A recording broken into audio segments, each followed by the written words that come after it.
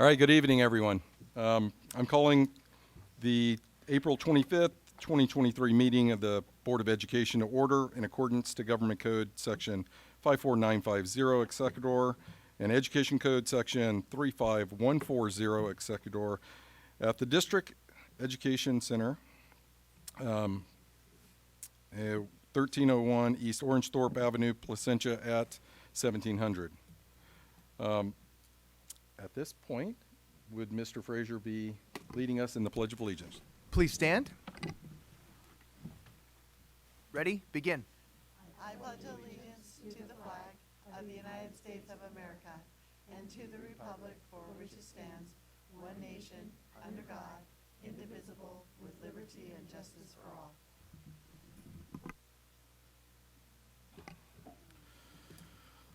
Awesome, thank you. Okay, so currently we're going to look at the roll call. Looks like Ms. Buck is present. Ms. Anderson is present. Mr. Frazier is present. Ms. Blades is present, and I am present. We are all here. No absences except for our student board member. Okay, I need a motion for the agenda, please. So moved. Okay. Marilyn Second. Anderson. Carrie Buck. Any comments on this? No? No? All in favor? Aye. Aye. All right. Okay, carries 5-0. Okay, we come to the point of public comment. So forms for the public comment are available in the foyer. They must be completed and turned in prior to the designated time for public comment. That's why I'm talking really slow. There is a maximum of 30 minutes for public comment, period. We're going to provide a maximum time of 5 minutes per person. If translation, correction.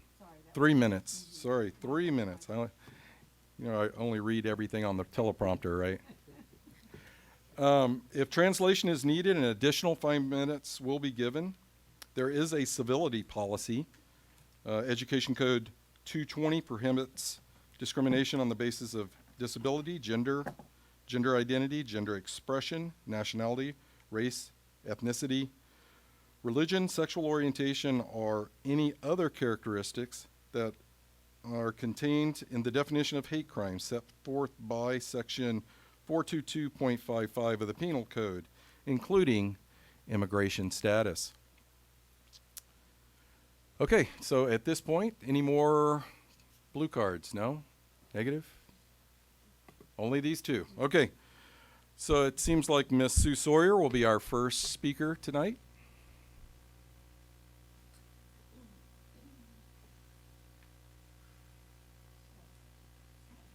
Thank you for the opportunity. My name is Sue Sawyer. I'm a teacher at Esperanza High School. I teach broadcast TV. We can get you a better teleprompter if you need it. All right. I have some questions, since tonight is the study session, about charter school applications to PYLUSD. I have my MBA, but it was a long time ago, so forgive me for my ignorance if I say wrong terms. As I understand it, the LCFF determines education funding for virtually all school districts. School districts develop their LCAPs with input from all educational partners to determine how the district will spend LCFF. Because PYLUSD is considering approving public charters within our district, there are several questions about how charter schools impact school funding, local school populations, and taxpayers' money. Here are my questions. And I'm not sure how we find answers to these after the fact or how we get that. 1, how much funding will our district allocate toward charter schools? Is that in the LCFF or the LCAP? 2, what is the impact on PYLUSD schools if LCFF money is diverted to charter schools? 3, what will be the process for approving and reviewing charter schools in our district? 4th, are there any concerns about using public funds by charter schools in our district? And if so, what actions will be taken to address these concerns, and are they transparent to all stakeholders for us? 5, What are the long-term financial implications of charter schools on our district? And how are these being considered in budget planning? And lastly, how can the community stay informed about the cost and spending related to charter schools in our district? And what opportunities will the board make available for public input and feedback on these issues? It's been a little hard trying to keep up with the board schedule in April, so I hope that slows down a little bit in the near future because there's been a lot. Thank you for your time. All right, thank you, ma'am. Our next speaker, Brock Chasney.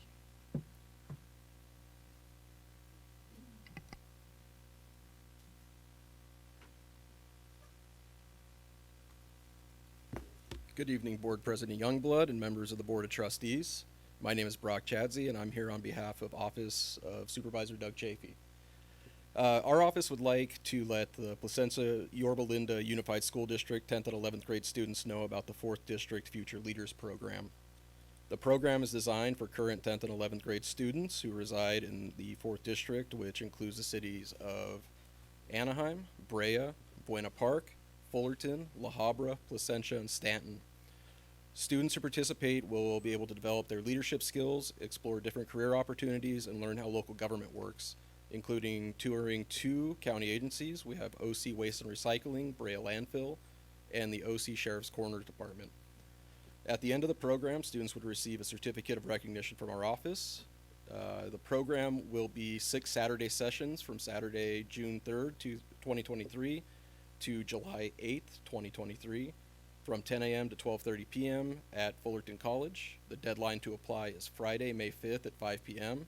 I have flyers here for you if you'd like to see them. Should you or anyone need any additional information, please do not hesitate to contact our office at 714-834-3440 or email us at d4.futureleaders@ocgov.com. Thank you. Thank you, sir.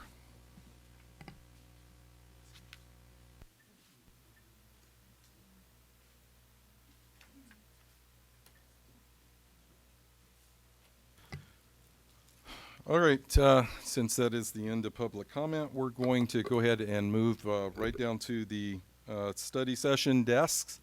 And unless you folks have anything to comment on? No? All right, we'll go ahead and reconvene at the study section desk.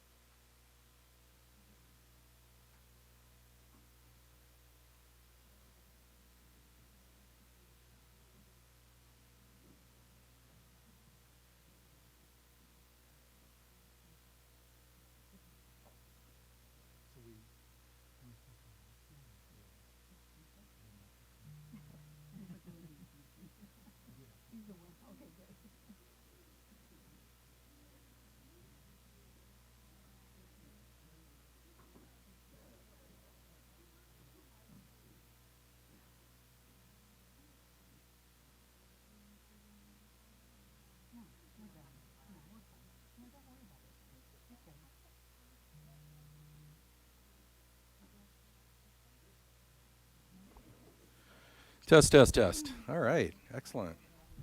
Everybody's already set up, got their water, got the directions for this fancy new mic system. Everybody's good with that? Okay. Why don't we go ahead and pass this off to Dr. Adamson to get us started. Thank you. Yes, that one's yours, yeah. Thank you so much, President Youngblood. Good evening to all of you this evening for our annual study session of the LCAP. It's wonderful to have you all present, and it really promises to be just a valuable evening of us to be able to look at what our goals and actions are and identify where we're placing our priorities for the coming school year, but more importantly, an opportunity for each of you as board members to provide input.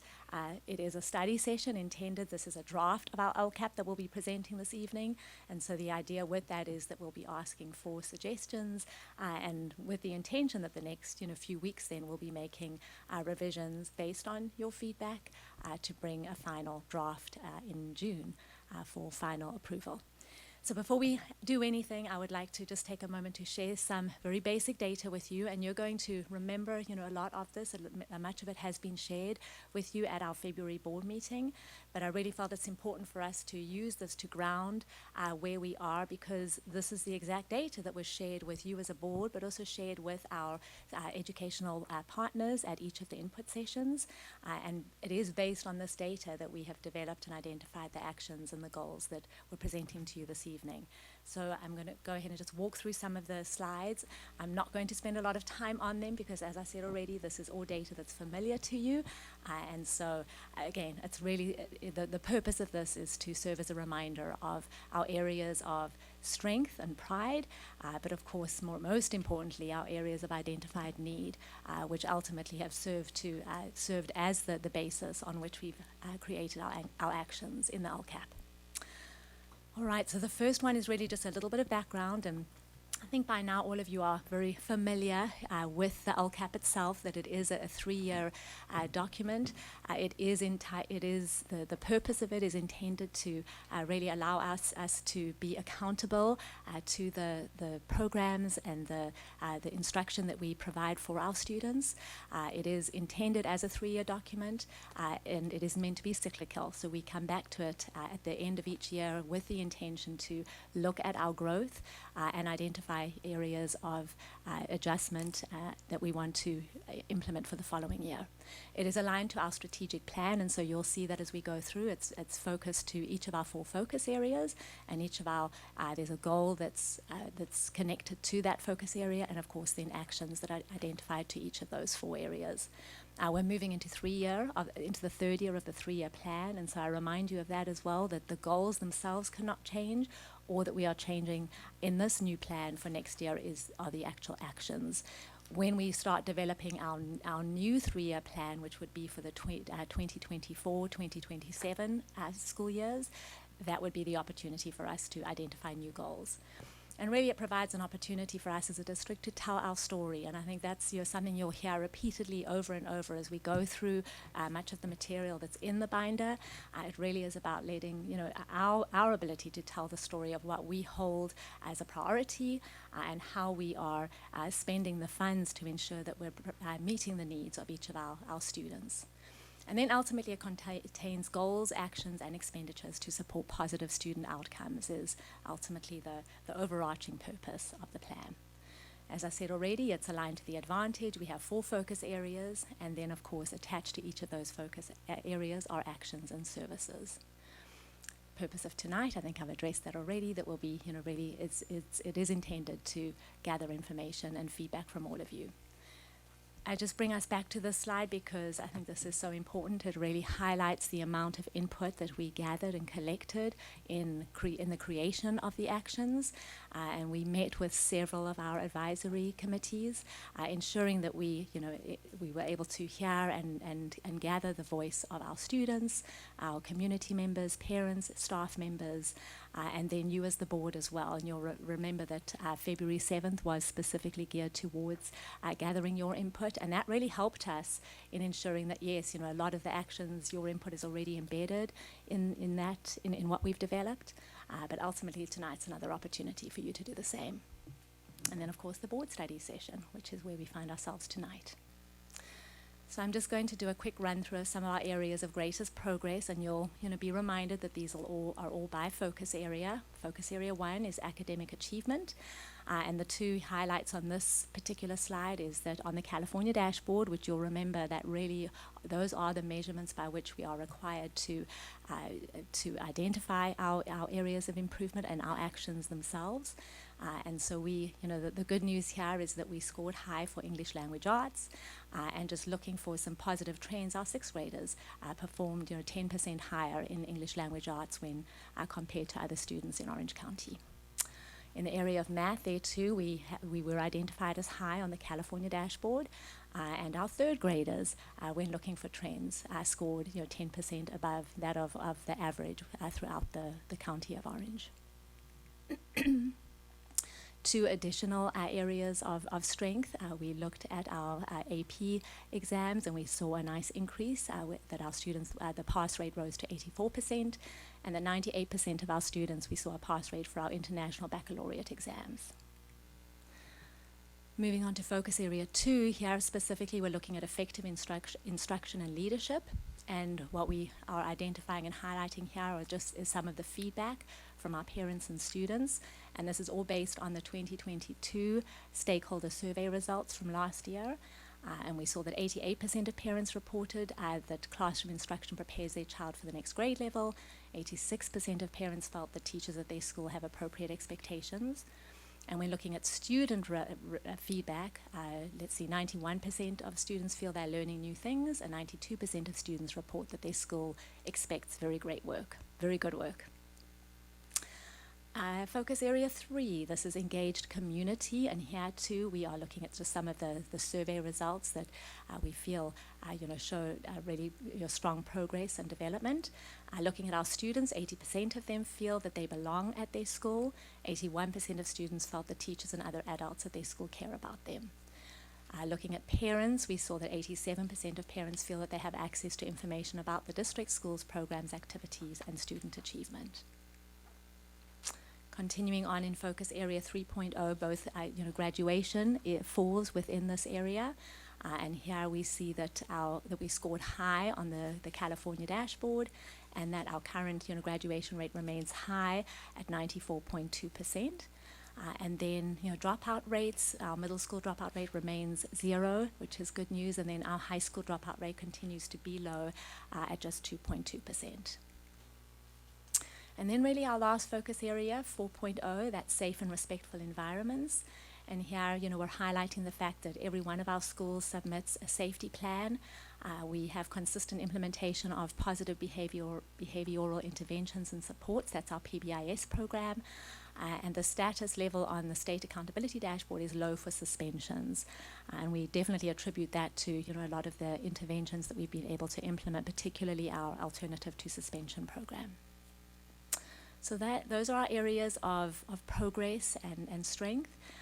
We're now moving into our areas of identified need. And you'll see that we've identified 5 areas, and you'll recall, this is what I had shared with you in February. And this too was shared with all of our educational partners at the input sessions, with the intention that they had this data as they were providing feedback. So really when we're looking at, even though when you look at the California dashboard that we scored high, when compared to, other districts, what we are looking at is we see that amongst our student groups, we had several student groups who were scoring either 1 to 2 grade levels below that of their peers. And so in English language arts, we've identified 6 student groups. That's our English learners, homeless, Hispanic, low income, students with disabilities, and our foster youth. And in the area of math, we actually have 7 student groups, and you'll see many of them repeated with the addition of our African American students in the area of math.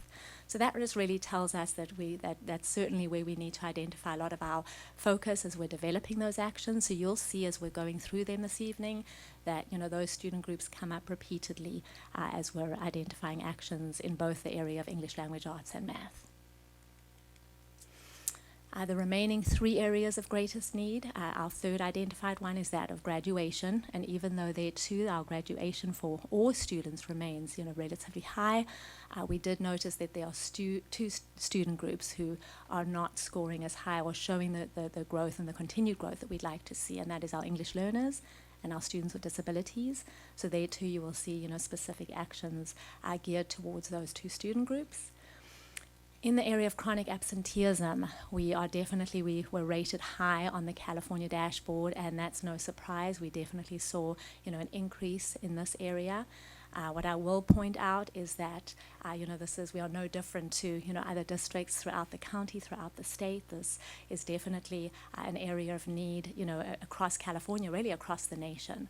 I think the biggest challenge we've had that I'd shared with you back in February is, during the pandemic, and even, when you're looking at, this data is from last year, there we were telling students and parents, keep your students at home if they're sick, right? But, at the same time, that is going to, increase our our absenteeism rates. And so it's kind of a catch-22 situation, but we're in constant communication and talks and collaboration with other districts. We have, again, we're in good company with, several other districts in Orange County being identified for what they call differentiated assistance with the county level. And so we do have a district team that's going regularly to trainings at the Orange County Department of Education, where we are in discussions with other districts and, county level administrators on ways that we can, really help improve that percentage for next year. So that's the positive part of it. And I think, that just goes to speak to the whole purpose and point of the LCAP, right? We look for our areas of greatest need. The data tells us where we should be paying attention to. And then that's what helps us identify, what programs we need to implement, what adjustments and changes, what additional supports and interventions do we need to put in place in order to, see growth. And then really the last one we've identified is cultivating safe and respectful environments. And even though you'll recall that we really had, we identified, we had 80% in many of those cases of students who feel safe at school. What that does mean is that, 20% of students indicated they do not feel safe at school. And so while that 80% is high, we want that to be higher. And so looking at that, we're using that to identify, an additional area of need. 17% of students don't feel that an adult on their campus treats them with fairness and respect. Sure, 83% of them do, but again, we want to see that percentage go down. And then 20% of students do not feel like they belong. 80% do. Once again, we're looking at this as an area that we can, I definitely see growth. And so there too, you'll see actions specifically in the area of safe and respectful environments that we've, added, that we're proposing, that can help, bring about change in that particular area. And the only other thing I just want to point back to is, as we go through the data, I think one thing that we have missed that we'll be adding when we're looking at the percentages, in all of our areas, particularly our areas of greatest need, I would like to point our attention to, what the statewide percentages are as well. And so even as I'm looking at that chronic absenteeism, when we're looking at that rate for us, it's 21%, but when you're looking at the state and the county, we're still way, below, those results. So we'll, make sure you have that as a reference point as well as we go through that data. So that's really it as far as the slides go. And so, I'm going to use this slide to just kind of identify a little bit of an overview of how tonight will go. I do want to just take a moment to introduce, we have two note takers with us this evening, and our first one is Olivia Young, our Director of Human Resources, and she is going to be, standing here at the actual chart paper, and will use that opportunity to capture any of your feedback and questions that come up. And we love the chart paper just because it's very visible, right? We can all see it and it helps guide us as we go. So thank you, Mrs. Young. And then behind me we have Dr. Bonnie Bell, who that'll be a name that you probably recognize. She has been instrumental in helping us put the LCAP together, do a lot of the research, the data analysis for us, and so she is here this evening to take notes electronically. So really between Dr. Bell and Mrs. Young, we'll make sure we capture everything. But I do just again want to acknowledge Dr. Bell for all of her help, throughout this year, and this has been a role that she served, multiple years. We're just really grateful for her support. I would also at this time like to thank two additional individuals who've been so instrumental in putting the whole LCAP together, and that's Dr. Shelley Spessard. Her role in this has been about a learning year of learning the LCAP, and Bonnie Bell has been instrumental in helping, train her through that. But she's been amazing in the final, putting together of this, so thank you to you. And of course, Mrs. Christina Michelle, our Director of Business Services. They work, very closely, the two of them, with Dr. Bell, as they were, really marrying is the term that we use of the LCAP, all of the different actions that each of our departments and our directors identified for their areas of oversight, and then we're able to put that together. Obviously, Christina's role in that is identifying, the budget, right, and the funds, and ensuring that, everything works out and makes sense. So a very heartfelt thank you to you, and really to each of our directors, around this room, our assistant superintendents, our directors who are sitting in the audience. This is it takes a village, right, is the term that I will use. And, you know, when you talk about collaboration, that's truly what this is. As I hold this up in front of me, it tells our story of PYL, but it also tells the story of what we hold dear and most important, what we've prioritized. And it really is about, you know, all of us coming together, ensuring we're having those discussions, we're collaborating, we're looking at the data, and making sure that all of the supports our students need, you know, are embedded in here. And we are held accountable to that, right? Which is the great part about it. All right, and then Dr. really, Adamson, yeah, may sure, I go ahead. also, first of all, just thank the board. I know this is heavy reading, and you guys have done a lot of that, done the work all along the way, so thank you for your time and investment with that. And I'd also like to thank Dr. Alex Chernus, our new superintendent, he hasn't started yet, and yet he's here. And he's also read the LCAP, and the transitional process is already going. I appreciate all your efforts, sir, with this, and we'll keep on working together, and we're glad to have you at the table. Thank you for that, Dr. Matthews. All right, what I am going to ask each of you to do now is to just go ahead and grab your binder. I'm going to do just a very quick sort of reference to, you know, review each of the tabs so we have a really strong sense of, you know, what's included. The first tab that you see is really just the budget overview for parents that starts things out, followed by the executive summary. I, you know, always talk about the executive summary. That'll often be my go-to. I keep sort of a copy of that handy on my desk very often because it really allows you to, you know, in a little bit more of a snapshot, be able to identify, you know, some of the key actions for each of the 4 focus areas and goals. The next one is engaging educational partners, and this really just gives a really, you know, powerful summary of the themes and the trends that came out of each of our input sessions with all of our educational partners. And so again, it's, you know, that's a great quick read to just kind of get a sense of what, you know, they prioritized as most important through each of those input sessions. Then, of course, we have the blue tabs, which those are all of our 4 focus areas. And that's really where we'll be spending the majority of our time tonight as we go through each one of them. So if you want to skip all the way through to the next white tab, which is increased or improved services for our UPs, which is our, you know, unduplicated population. And really, when you'll hear that term used a lot, that essentially speaks to our foster youth student group, our low-income student group, and of course our English learners are the 3, you know, student groups that are pertained to that particular phrase. And really, what this section talks about is any actions that are intended to increase or improve services for those 3 student groups would end up in this particular section. And really, it's a part of the template that the state requires us to identify, because of course we know that those are our most vulnerable populations as well, and so it really is about identifying how many of our actions, and most importantly our supplemental funding, has been assigned to those particular students. So there's a whole section, you know, dedicated to them. Each of the actions, though, are included in the 4 focus areas, but again, the state requires us to pull this out separately so we can draw attention to it. Let's see, the next one is, no, that's not, our expenditure tables, and this is really just a nice summary of how much funding is assigned to each action under each of the focus areas. So again, that just gives a really nice snapshot. And then the last tab is LCAP instructions. We're required to include that in there. And, you know, I do use this as an opportunity to remind you that we don't have a lot of flexibility on how our LCAP looks, right? I mean, we really have to follow, there's a template that the state gives us, and this is what this is. And so, you know, the good thing about that is if you pull up the LCAP for any district, it's going to look very similar, right, for that reason. Okay, and so I think what I'm going to ask all of us to do is go ahead and turn to focus area 1, so the first blue tab, and that's really where we will begin. And the only other piece I just want to draw your attention to is the handouts that each of you have next to your seat. And the first one is really just a copy of our signature practices, and this is something that we developed. It was highly collaborative. We, you know, really included administrators at the site and at the district level, and multiple teachers were involved in really identifying what our signature practices are at Placentia-Yorba.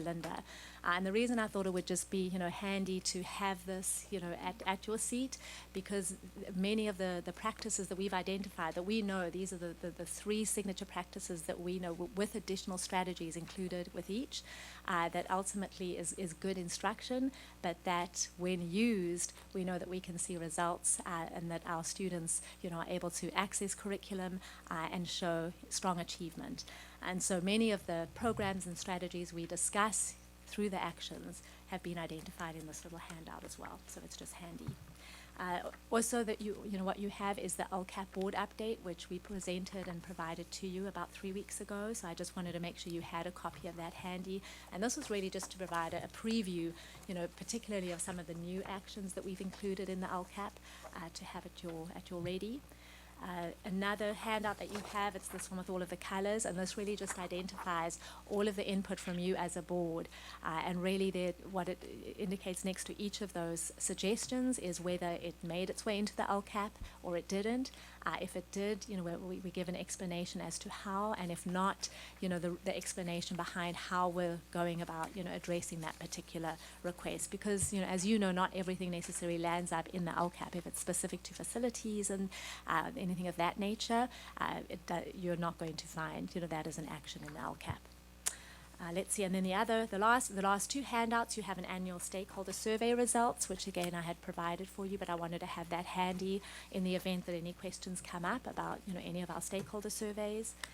And then the last one that you see is one that was requested by several board members actually, but it's a summary of the disaggregated results for the iReady feedback that we received from parents, students, and staff as well. And really what we've done is we've broken it down by school and by grade span as well. So it really gives us an idea of that feedback, and that will be something we'll be talking about throughout the evening as well. So those are the handouts. All right, and I think we're going to go straight into then focus area 1.0. And just as we have done before, you'll especially focus area 1.0, it is long. We have 12 actions with sub-actions, sub-bullets that are, attached to each. And so we're not going to read through every single action. We will read through, each of the overarching titles. And then really, myself, along with our staff, will go ahead and provide a summary of, where the predominance of those funds have been assigned to. So if we're looking at the first goal, which is page 35, I'm going to go ahead and just take a moment when I'll read through the goal itself. So this is academic achievement, and it states, and once again this aligns directly to our strategic plan. Student achievement is at the core Placentia-Yorba Unified School District mission and vision. We expect all students to demonstrate continued and improved academic achievement in order to emerge college and career ready. In addition, students are provided an array of enrichment opportunities to expand their educational experience. And then you'll see later on the page we have 6 strategies that are aligned to that particular goal. And so all of the actions that we've assigned obviously will align to one of those 6 strategies. So that's just a summary of goal 1. And then really when you go ahead and turn over to the next page, so that's page 36. And so this, once again, will be the structure that you see for each of the 4 focus areas. We always start by providing a summary of the data. When we developed the 3-year LCAP at the beginning of 2021, what we are required to do is identify, the metrics that we're going to use to measure our growth and our progress in each of the goals that we've identified. And so at that time, the only tricky part I will say when we're looking at academic achievement is, we're looking, number one, at English language arts and at reading, English language arts and math.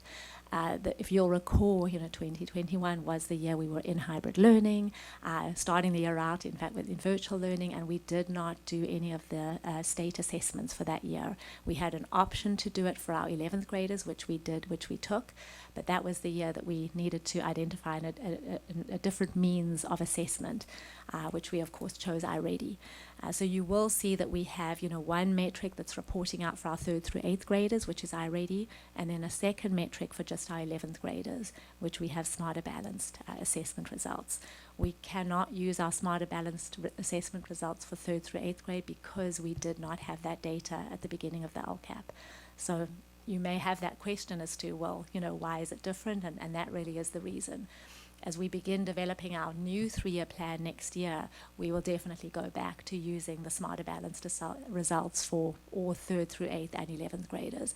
It just makes it easier. So really what you'll see on page 36 is the iReady results for our 3rd through 8th graders for both reading and math. And you'll see that there's a baseline, first of all, and that really just shows where we were at the beginning before we started out in 2021 with the plan. Year 1, Year 2, and Year 3 outcomes are then listed. So Year 1 outcome for iReady would be the end of 2022. Year 2 outcome is the end of this year, 2023. And you'll notice that we have included our results up until this point. It's very specific that it's March 2023 data. And so when we're making the comparisons, I just want to, remind you that those results for Year 2, when compared to Year 1, our students took that end of year diagnostic in June of 2022, whereas the results we're showing for Year 2 show March of 2022. So the good news there is that they're very similar percentages, and so we know that students still have a good 3 months of learning still. We definitely expect for those percentages to go up. Quick question. Yeah, sure, go ahead. Are you planning on testing? It says that you're not. Is that correct? What we have done is for our students for iReady, we actually moved the testing date to earlier in the year, because last year, really the last 2 years, the feedback that we've heard from teachers is that they have the Smarter Balanced state assessment and iReady, so we actually moved it earlier in the year this year for that reason. So all of our students will not. Teachers have the option of doing a 4th diagnostic if they choose to. And it's going to be the same for next year? We're actually going to be moving it back to the end of the year next year, but allowing for a little bit more flexibility of the Smarter Balanced assessments, just making sure that they're not landing at the same time. Okay, thanks. Of course. I have a question on that. So how is that going to impact our data if we're not going to have an end of year data this year, but we will next year? Yeah. Right. Yeah, it is. I mean, we will have. I think we will have quite a few of our teachers taking the 4th year, the 4th diagnostic. But you're right. It is. It's not going to necessarily be an apples to apples ability for us to compare, which is why we're going back next year to having them take it in June at the end of the year. So this is kind of going to be invalid data because we're not going to have the full scope of it. Well, it's still it's 3 diagnostics that the students have taken, but it's just we can a see different what's time. the growth of the students for the year, but we can't Yeah. look at how it's grown from each year. So we're not going to be able to determine if we went up or down. To compare June to June, right? Yeah, that's Yeah. unfortunate. When we Yeah. did the June test in the past, did it make it into the LCAP? It did not. No, it did not. And that was another reason, because we Right. wanted to be able to have the data to be able to share it out, right? It's always Yeah. one of the Yeah. challenges of LCAPs is we get the SBAC data for this year in October of the following year, so it's always hard to do that. So the only way to have this year's data reflected in the LCAP is to do it earlier, but the best way to get the data is to do it later, because that Right. gives the students the most chances to learn the material and do it. So it's a decision you have to make. Yeah. It's a hard decision. I would just point out at like 60% right now. But we could go down every single year, 67, 63, 62 in March. We're not improving at all. Right. So there are additional reports that we can run from iReady that will give a very similar indicator based on, because we do the online lessons, that we'll be able to run to give a similar comparison. It just won't be necessary from the diagnostic that students have taken. So we will be able to share an update of that, which we will bring back in June to give a sense of the growth, just based on the students' performance in all of the online lessons that they take as well. So we'll bring that back to provide that.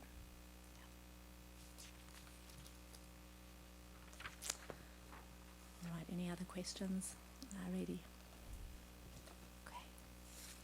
All right, the next item is, oh, sure, go ahead, yes, please. I'm just wondering if it is these online lessons that we're keep referencing, if this is why we are kind of tanking, if we should be focusing more on our in-person teaching. So- I'm just not sure the online is working. So the online lessons are just, it's 15 minutes a day that the students take, and that really is, it's intended to supplement, you know, the regular curriculum that the students are doing, and it is geared specifically towards the, you know, students' areas of need based on their most recent diagnostic results. And it is intended for, you know, students to do when they're, particularly when they're doing small group instruction in the classroom. So while a teacher is working with a small group of students, you know, that's when you'll see students, you know, doing those 15 minutes. So it's intended to supplement, not replace, the regular curriculum. And the concept with it is definitely that it's geared towards, you know, each student's specific area of need. But this is based on assessment, correct? Not the lesson. Correct. Yes, this is the diagnostic data. Right. And this is the only data that we're going to get for this ending year. There will be more. We will be able to run reports of how students have. But not have that exact assessment. the Okay. diagnostic. Right. This was the third diagnostic. Correct. Yeah. So I'm concerned that it's going to give us a false indication. It's going to look like we're lower than we are because we're missing 3 months Yeah. of growth for those students. So we Right. could be showing 60%, but we're going to be showing 60% in March, but not 60% in June. So can we add that back in? I don't want to For have this year you're talking yeah, I about, don't want to yeah. have a missing year Yeah. where it looks like we're doing worse than we are, and it takes us a whole nother year before we see that piece of growth. Sure. We will go ahead and make note of that to see. I mean, it's definitely something we can consider to add. I know that we have been working very closely with our iReady consultants and representatives to do a closer, a shorter version of the diagnostic. And so there's a chance that, yes, we could do more of a progress monitoring piece to that. And so we will go ahead and look into that and give you a definitive answer. Yeah. I hear the suggestion, I hear the concern with it, absolutely. I think it was, you know, the response to it was really for our ability to be able to, you know, give more flexibility to teachers on when to take the diagnostic. But you're absolutely right, what you're pointing out right now, the fact that, yes, you know, we're not able to compare apples to apples. So I'm looking over at Dr. Leone, and I think what we will do is, you know, we can consult and see if that is something we can add, even if it means adding, you know, a fourth diagnostic to it, maybe a shorter version of that we can do to get that snapshot and get the updated data at the end of the year. Was that change based on teachers' feedback, student feedback, parent feedback? What was the reason that you did it in March again? It was a combination of all three, I would say. Just it was a lot of testing that was happening last year, Sure. you know, and as we know, I mean, there's, you know, it's a lot for our students to be able to give their best results, right? We want them to be fresh, and so, you know, the over-testing part of it can be a challenge. Yeah. And if I can add to that, I mean, one of the iReady data is internal data. The SBAC data is external data. It's what gets posted on. So we also have the option to move the SBAC earlier in the year, but it'd be the same debate for that. I mean, if you move Right. it earlier, does that, and that's the state reporting data. And I think we're all in agreement that they should not be at the same time because it's a lot. But so how do you prioritize that? It's a great question. It's not an easy answer. Yeah, it sounds like that's a bigger conversation on what the strategy is behind how we do that, and then how we weight it based on the fact that it's a different timing. And I mean, there's a lot to making sure that apples to apples is a big deal. Yeah. Yeah, sure, So, absolutely. yeah. All right, the next part of this is the Smarter Balance test, and that's what I was referencing earlier. So this is just for our 11th graders. Although we did go ahead, just for reference sakes, we did include our 3rd through 8th grade results from last year. Even though we really can't use them as a measurement, we felt it was just a nice reference point for you to get a sense of where students are. And you'll see here specifically that our, you know, ELA 11th grade results, our students scored a total of, there was 68% for ELA, and then for math, it was 52%.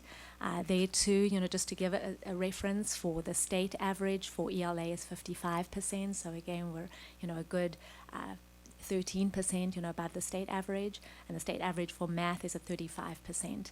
And so there too, you know, at 52%, we're, you know, well above the average state average. What we will be doing is adding those state percentages in as well, right? I'm sharing those numbers with you, but we're going to go ahead and include those in there so we can have that as a regular reference point as well. And then the additional data that we, you know, have referenced here is really just specific to our AP pass rate data. So you'll see just a really nice improvement. There's the 63% that we see in the year 2 outcome. We've identified our SAT data and our early assessment program data, which comes specifically from the data that we get from the Smarter Balanced assessments, and really just gives a good sense of how ready students are, to be college ready, college prepared, based on the results that we receive. When we move over to the next page, page 40, that's really where we talk about the completion of A through G requirements, which is just a very strong correlation to graduation. There too, we saw a little bit of an increase from 55 to 56%. We're also sharing out here our English learner progress, and this is specifically data that we receive from the LCAP. It's the English Learner Proficiency State Assessment that all of our English learners have to take, and that really just gives us an ability for us to reference and track student growth. And so you get a sense of where students are. The way that this is reported out is it's a level of 1 to 4 based on whether students are really moderately or highly developed. For all of our English learners starting out with the language, you're going to see a little bit more of the minimally developed percentages there. Let's see, and as far as our reclassification rate. Question on that minimally yeah, sure, developed. Go ahead, yep. That number going up is not good. I'm just wanting to make sure I'm clear reading this right. Correct, right. We definitely want to see more in the higher, the well and moderately developed, right. And even there, when we're looking at the high, moderately, we're looking at your 51%, we remain the same. I think the challenge, our English learner data, is that students are constantly reclassifying, and that is the whole purpose of that, right? So that when we're comparing students from year to year, it's not necessarily the same group of students, because the whole idea of that is a good percentage and portion of them, have reclassified out, so their scores are not going to be included year after year. So it's a little tricky, but Could we add, or maybe it's format-wise, we can't, but the actual number of students in the program, so we see the decline, oh, sure, like yeah, that might be absolutely, yeah. to help those, yeah, we the could do percentages are changing, however, we Sure. also are reclassifying, so therefore, that. Yeah, that's a great suggestion. But there's two pieces of that. There is that, Yeah. that piece, that's a great question to ask. And the other piece is what new students are coming in, because. Sure. part of- Right. Yeah, Yeah. so you have those who are, Yeah. so if we have the total number, then we would That's have, right. that Yeah. would be Right. fixed in there. it might not be declining, it could be increasing, right? Yeah. Right. That would be good to know, so that we're accurate there. That's good. Sure, yeah. Let's see, we've got our reclassification rates, and even though, we're at 11.8%, and we saw a little bit of a decline from 12.8 to 11, the county rate there was still, quite a bit above, and that's 10%, they're at 10.3%. But again, we definitely want to see, continued growth. You'll see our desired outcome for the 23-24 year. We've really, we're aiming high at 20%, and really we've developed that in going back to the 18-19 year, where we were at just a little under 20%, 19.9, and so we feel strongly about just the interventions, the supports we've put in place in the last year. We'll speak quite a bit to that this evening, specifically with our English Learner Progress Monitor tool that we developed and started implementing towards the end of last school year, that really helps us track and monitor our English learner student growth. And so, we definitely hope to see a higher percentage of that as we get towards the end of this year. Let's see, and then we have our CTE pathway completion rates. We saw just a really nice increase there. CTE and A through G completion rates as well, we're reporting out.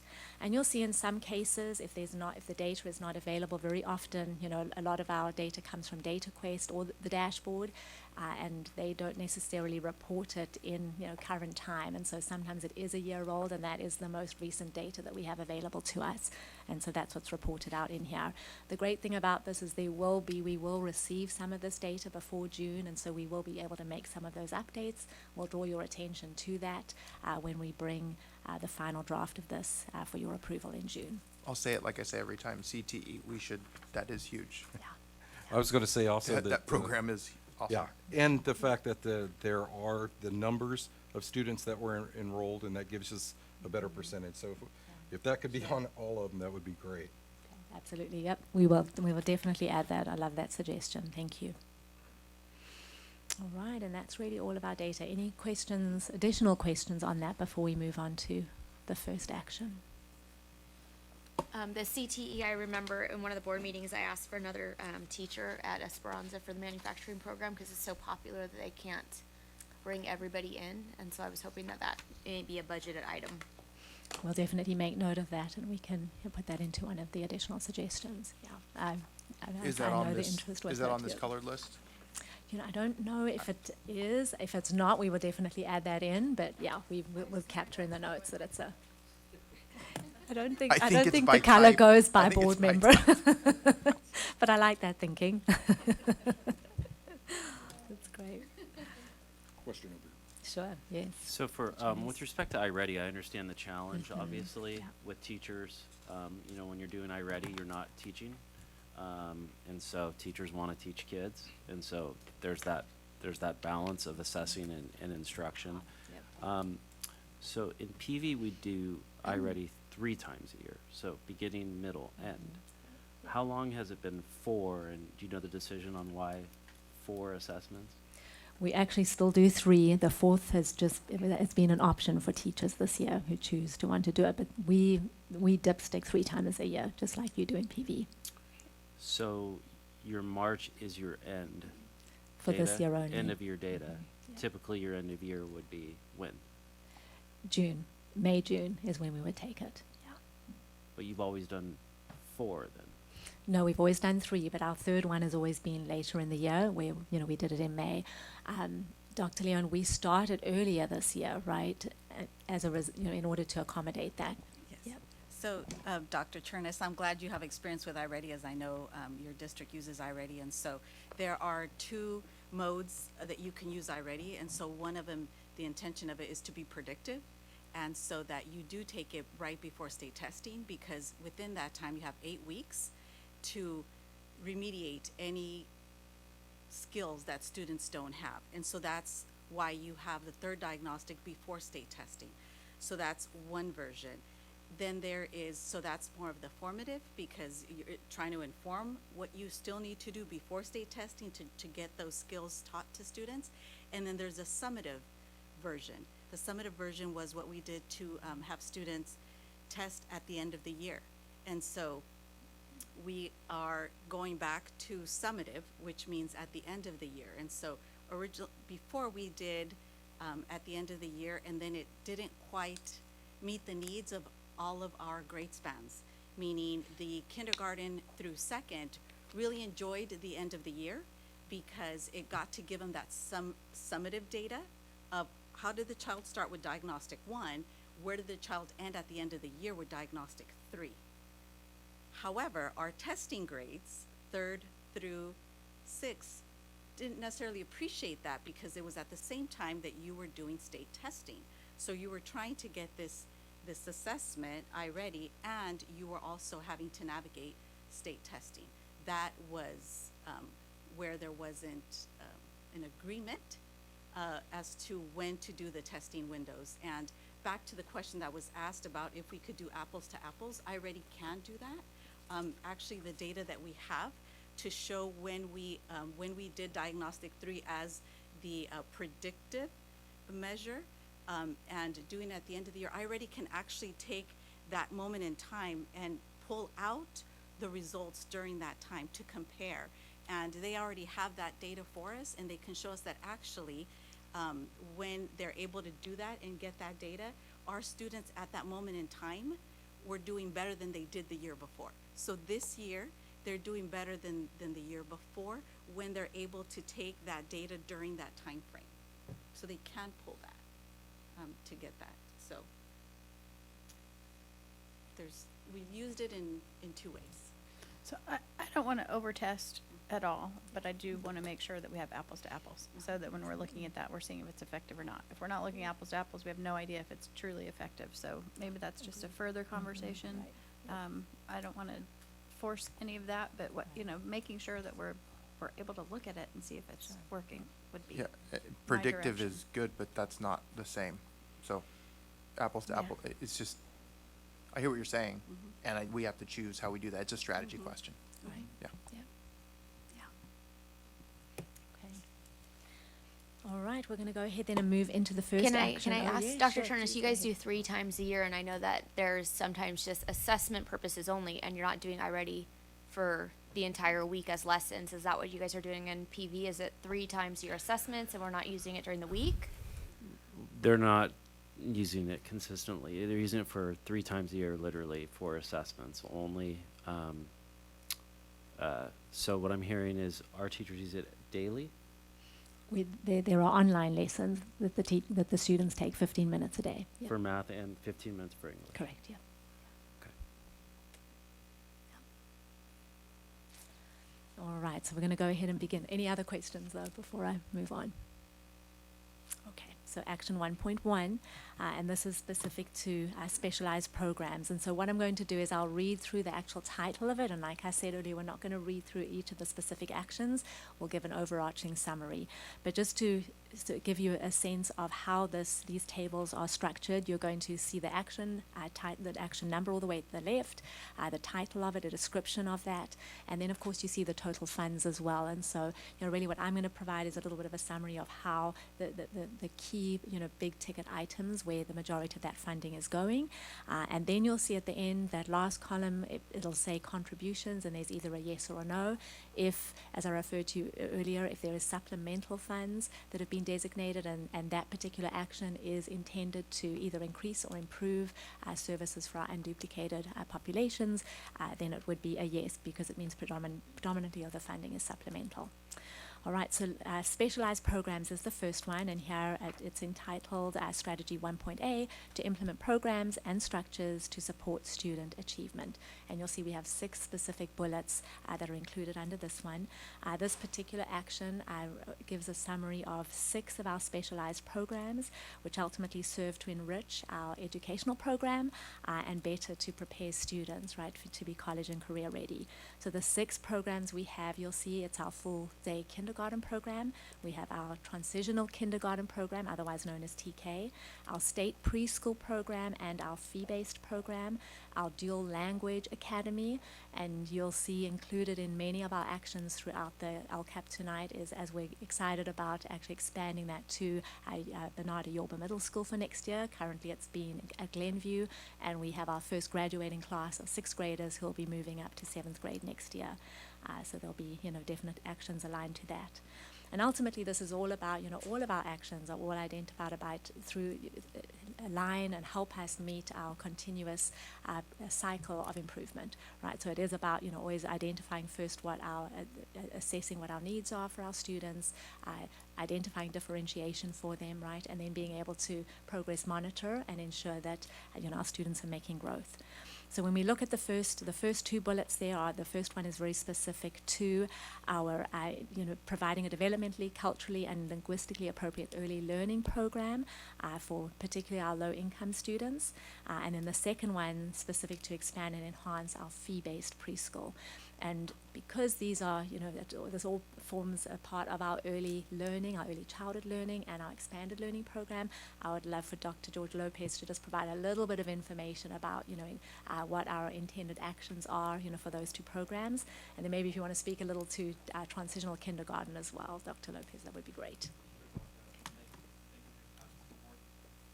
a little brief update about our funding and what we do at our state preschool. It's very important to note that we want to get with our students as young as possible to be able to provide the support that they need academically, socially, and again, help create a great scholar. So some of the things that we're doing at the state preschool is that we're looking at providing additional support and PDs for our state preschool teachers and our fee-based preschool teachers.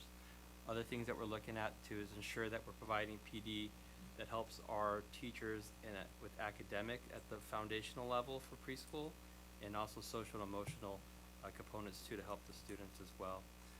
Looking at our TK expansion, as you know, that we are this year meeting the ratio of 12:1 for our TK classes, and this year we're able to open up 7 classes with that, expanding our TK program, and the funding for that would go to provide, again, development appropriate furniture, curriculum, and different PDs to help support our TK students. All right, thank you for that, Dr. Lopez. And I know there has been a request and interest in reopening the fee-based program that was at Wagner, and so we have that specifically embedded into the LCAP. That continues to be something we will continue to explore and budget for as well. So that's definitely an area of interest. All right, and then really with the additional programs, when we're looking at our Dual Language Academy and our GATE program is another one that's included in this particular action. The majority of the funds, so we've got $2.7 million essentially that has been assigned to this, and so a big portion of the funding there goes to some of the salaries needed to help reduce class size at the TK level. So really we've had to open up additional classes this year, hire additional teachers for transitional kindergarten to maintain that 1-to-12 ratio. And so that's a big part of that expense. We also, for our full day kindergarten, because it is, that's a big group of young students, 30 to 32 in a classroom, we provide 45 minutes of additional teacher support through our ELD teachers every day. And really that allows for our kindergarten teachers to do small group instruction and ultimately reduce class size. So that there's an expense towards their salaries that goes towards that. Obviously, with the expansion of our dual language academy, with additional staff, with the new curriculum we're having to provide, with all of the training for all of our teachers that is required to ensure that they have the skills in order to teach through that program. There's a big portion that goes to that as well. And really, just generally with our specialized programs, GATE is included in this. All of our GATE teachers, we provide ongoing specialized and targeted professional development for those teachers, opportunities for all of them in all of these specialized programs to come together throughout the year to collaborate, learn from one another, share best practices, and then of course training. Our Summer Institute this year is going to be significant, that we will be providing several professional development opportunities for teachers. And as you know, we have increased the hourly rate to $55 an hour, which is wonderful, but yes, that's also going to increase our expenses. So a big part of that is for paying teachers the hourly rate, paying our TOSAs who provide a lot of that professional development and support for those programs. And then throughout the year, that training will continue. We're hoping next year to go back to that ability to provide subs so teachers can attend full day trainings, but we'll also be offering after school training as well. So to pay subs for the training and then of course, that hourly rate. So that's a significant amount of the funding towards that. Any questions on specialized programs? Okay, wonderful. We'll go ahead and move on to the next one, which is 1.2, and this is music. And you'll notice that this is something that we've had in the LCAP, year after year, because it is part of our continued focus to continue to offer music to all of our students, particularly in grades 4 through 12th grade. And really the predominance of this, it's $578,000 that we assign, and this goes towards paying our music aides who are there to assist with our particular elementary music classes. A lot of that funding goes towards offsetting the salary for our music coordinator, and then in addition to that, just the replacement of musical instruments, the purchase of uniforms for our students. As you know, we have more funding that's coming in for next year, and one of those grants is the arts, music, and instructional materials grant. And so we're hoping when we do bring that to you for your approval that we'll be able to offset some of those costs, and a big part of that is for us to be able to increase our teaching of choral class or choir for our 4th, 5th, and 6th grade students at the elementary level. Currently they only meet once a week, and so one of the proposals we'll be bringing to you is to hire additional teachers so we can make that twice a week. So, that'll definitely be something that we'll be excited for. And then, of course, Prop 28 is additional funding that we anticipate to receive in the fall of next year. We haven't received, specific amounts, for our district. But when we do receive that, that is predominantly intended to add and increase staffing. And so there will be a component of that as well that we're excited about, but more to come in that area. So if I could ask Sure. a question, if we were interested in adding music K-12, would we be talking about that at this point, or we would be talking about that when that grant were to come in the fall? a combination of both. You can see that, you know, the funding wouldn't necessarily, that we've budgeted in the LCAP wouldn't allow for that, but that could absolutely be something that we could consider, you know, with the grant if we're wanting to increase. You know, and one of those options could be that we could explore, you know, is it, are we going to look at it that it's full-time, you know, music teachers, you know, throughout, or could we do it as blocks, you know, maybe 8 to 10 blocks of music that, you know, we'd be able to provide each school, maybe 2 to 3 times, you know, a year could be another option. But I know there's an interest in that, and so there are a variety of different ways that we could explore how to go about doing that. Yeah. With respect to Prop 28, it's my understanding that the funds go directly to the school sites, right? So, and the school Correct. sites have discretion on how they spend it. Is that your understanding? That is correct. I'm looking over to Mr. Giordano, who can maybe add a bit more detail on that. Yeah, that's exactly my understanding as well. It'd be allocated to the school sites.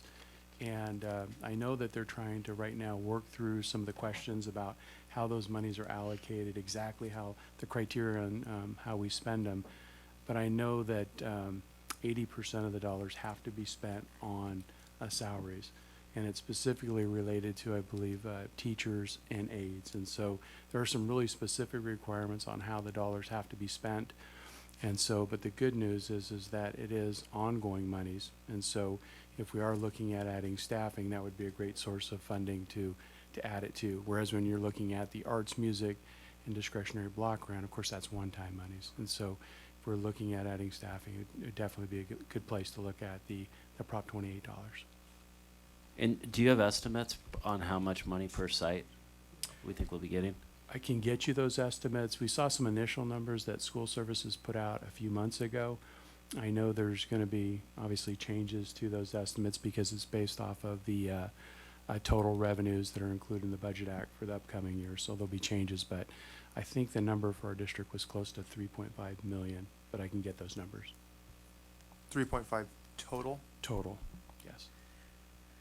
I just would like to add a comment here. I'm really interested in exploring, you know, music from TK all the way up offerings, and I don't know what that's going to look like because it really kind of depends on how the funding comes and how much we can spend on employees.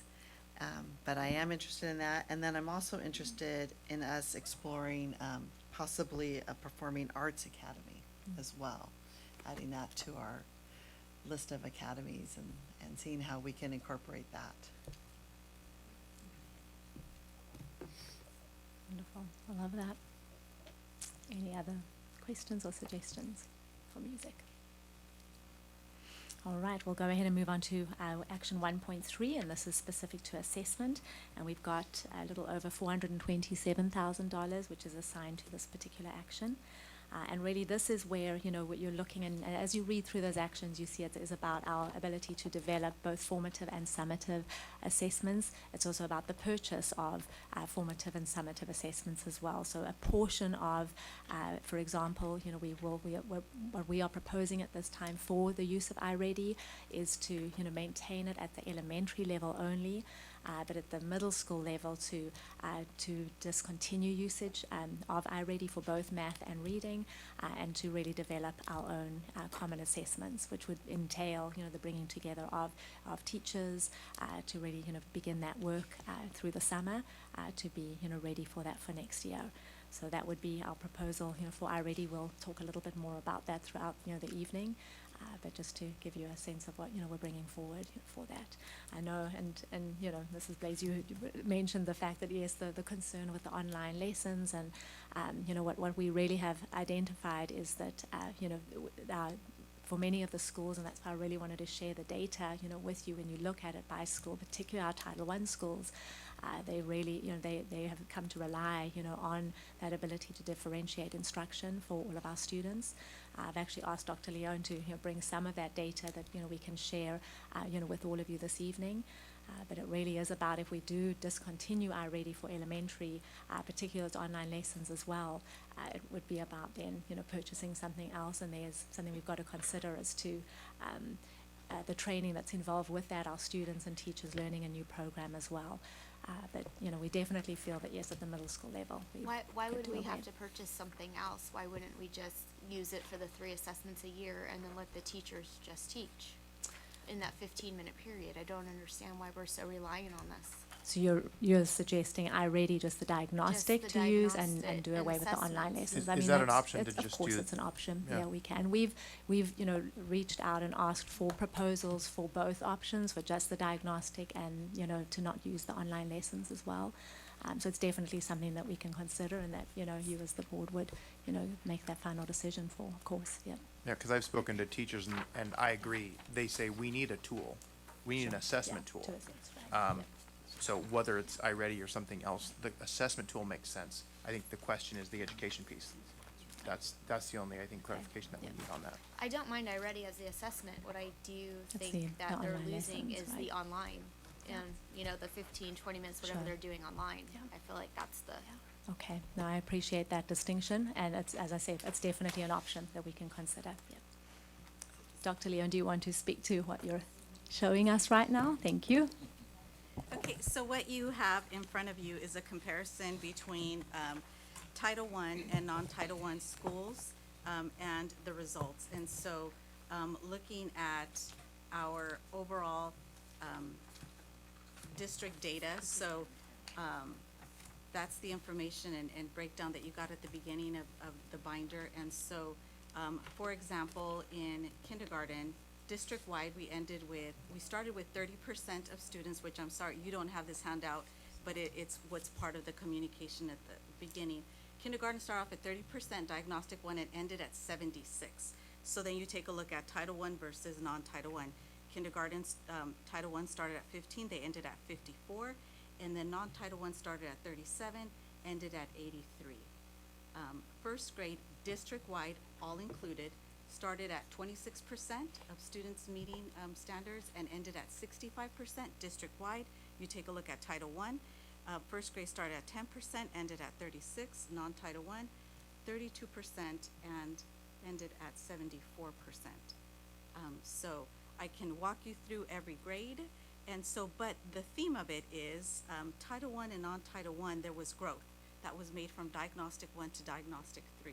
And so understanding that Diagnostic 3 and the way that it was used this year was as a predictor, right? And so we still have the rest of the months to see growth with students. And so these totals that you see in Diagnostic 3, there is still growth that we're going to see, especially with students taking the CASP, and then we'll see what those results say, because that's the summative assessment of it. And so not sure if you have any questions, but I broke it down by Title I versus non-Title I.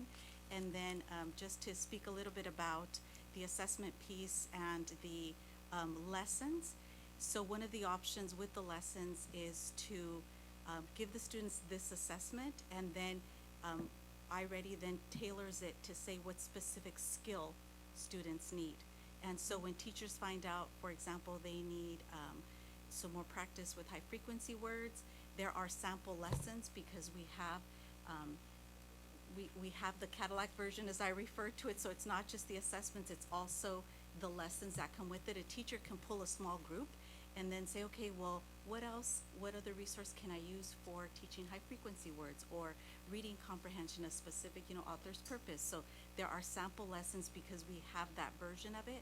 Our academic support teachers, our intervention teachers use that, and that's how we're able to get skill-based data, meaning how did they start with their knowledge of a certain skill and how did they end with a certain knowledge of a skill, because they're able to access those lessons. And so I also want to let you know how those are being used correctly. And so because there are options for teachers to then pull small groups and then have sample lessons that are tailored to a specific skill that those group of students need. So Just wanted to share that. this is great, but you're saying these are what this number is separated? Correct. Okay, so this is good, but can we see it for the other 2 years too? Like, I'm not saying right Absolutely. now, but that would be helpful to be able to see, that way we can compare if the progress has been similar or different. Absolutely. Okay. Thank you for that, Dr. Leon.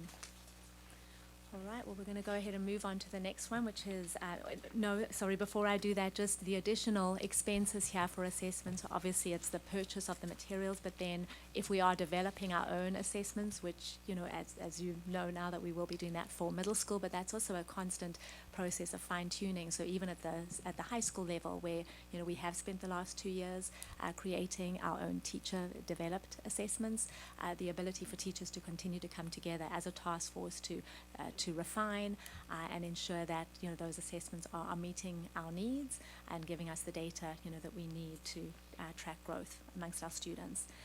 Additional expenses here, you know, we have the program EduLastics, which is the online program that our middle and high school teachers use to upload some of our teacher-created assessments, and it gives the ability for students to take it online, but then it also grades it automatically as well for the teachers. So that's, you know, that's proven to be invaluable, and we need to continue to provide, you know, training for our teachers in that area as well.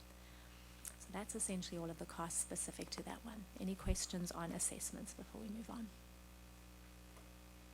Okay, wonderful.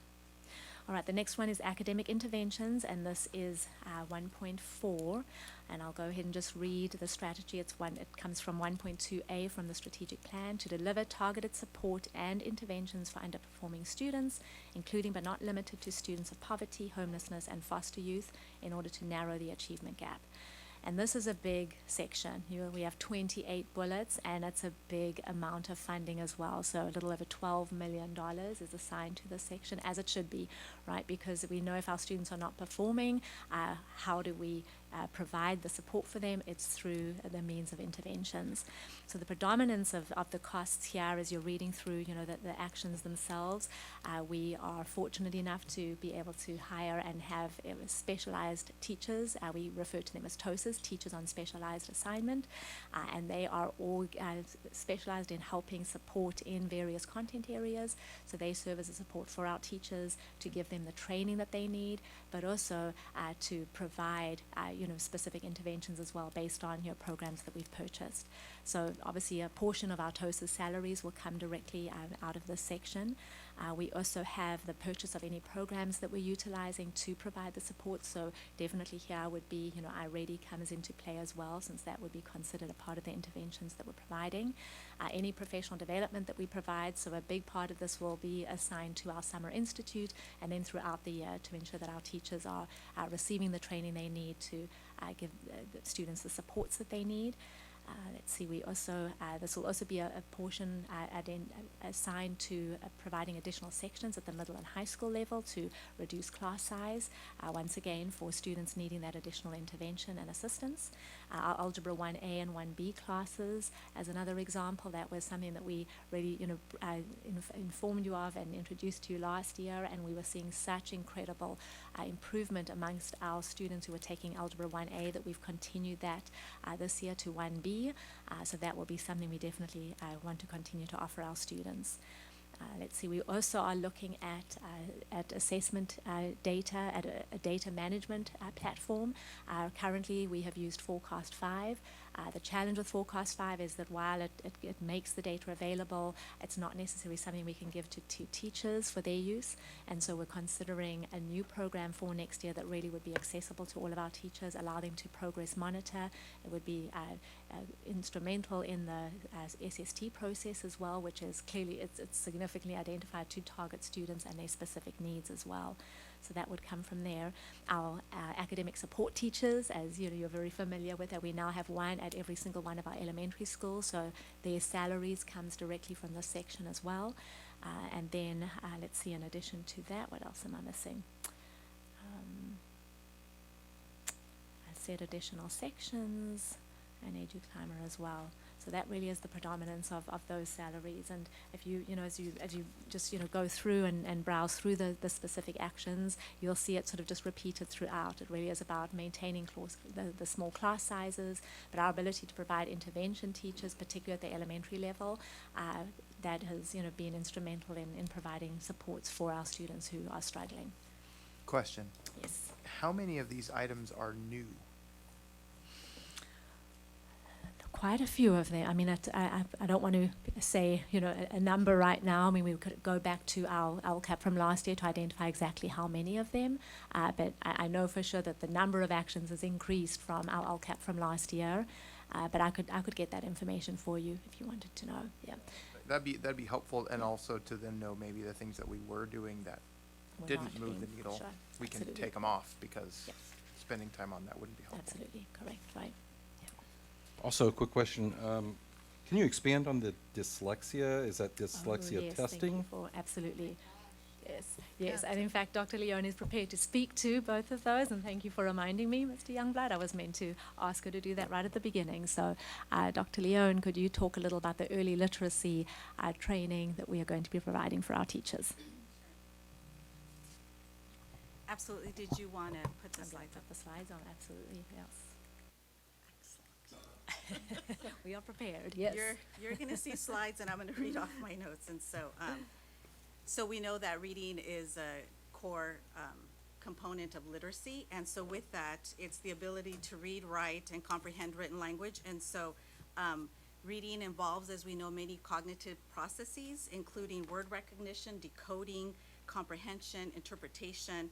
So it's an interactive process between all of those components of it, and so that the reader is actively engaged and builds meaning and knowledge and constructs that. And so we are very excited to be able to provide specialized focus and professional development for our TK through second teachers with building blocks of literacy. And so within these building blocks of literacy, and to set the stage, at the foundational component is phonemic awareness, the ability to understand the smallest units of sound, letter sound correspondence, the S makes sound, etc.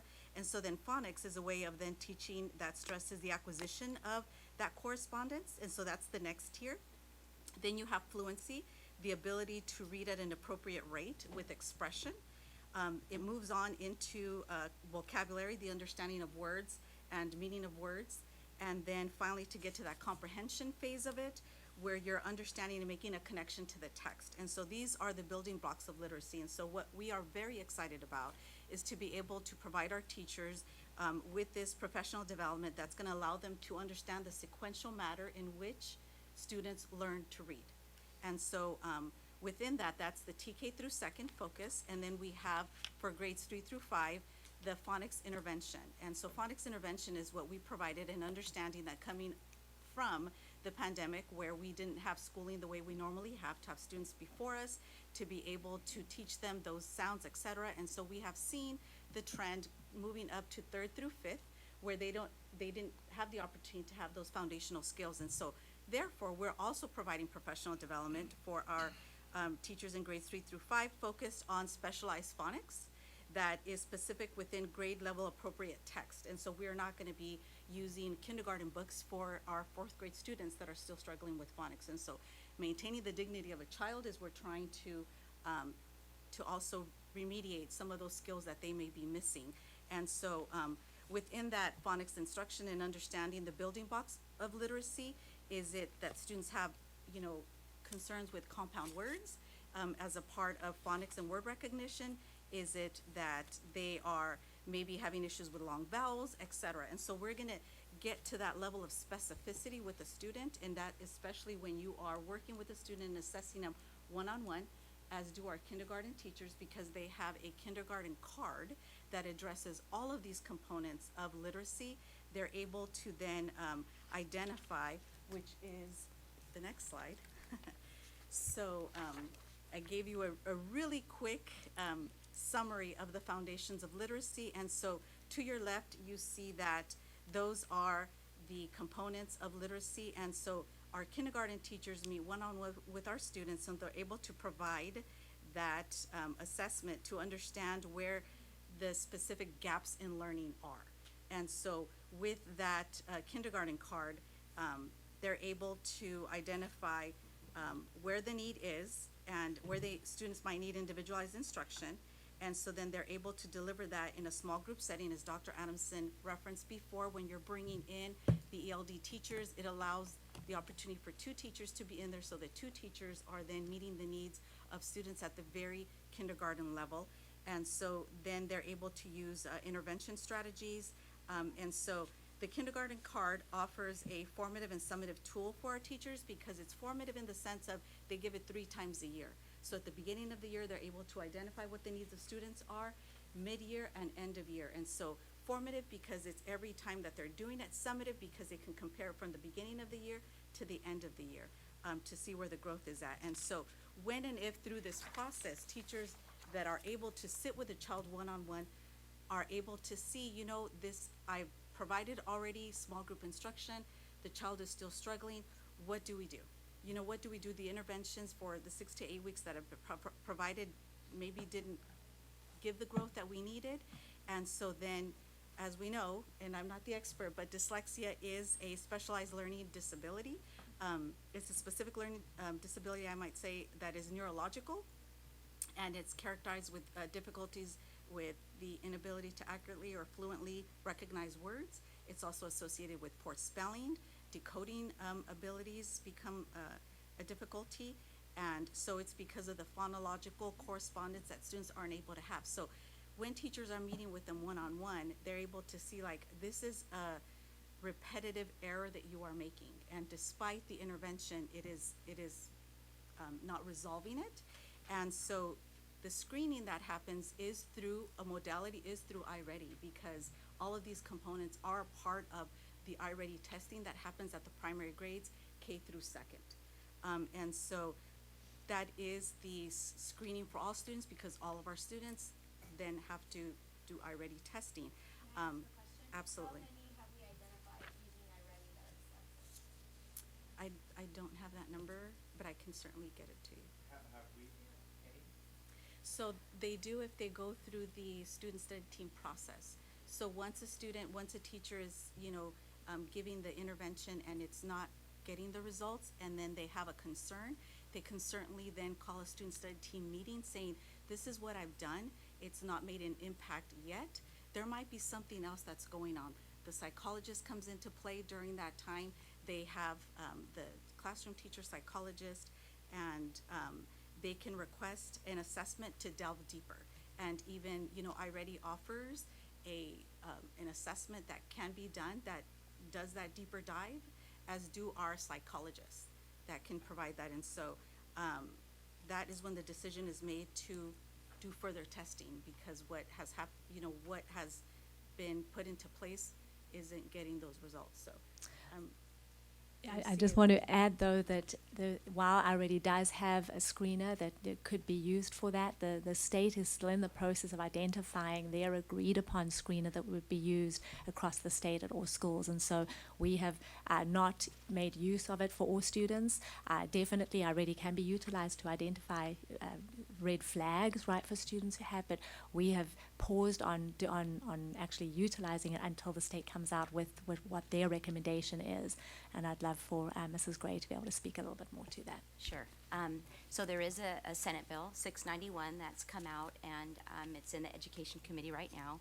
And what they're looking at is universal screeners and different screeners, and then diagnostic measures to look at what we call the responders and the non-responders. And so what Dr. Leon was referring to is we do have a process where students are studied, and we study the students for a specified period of time.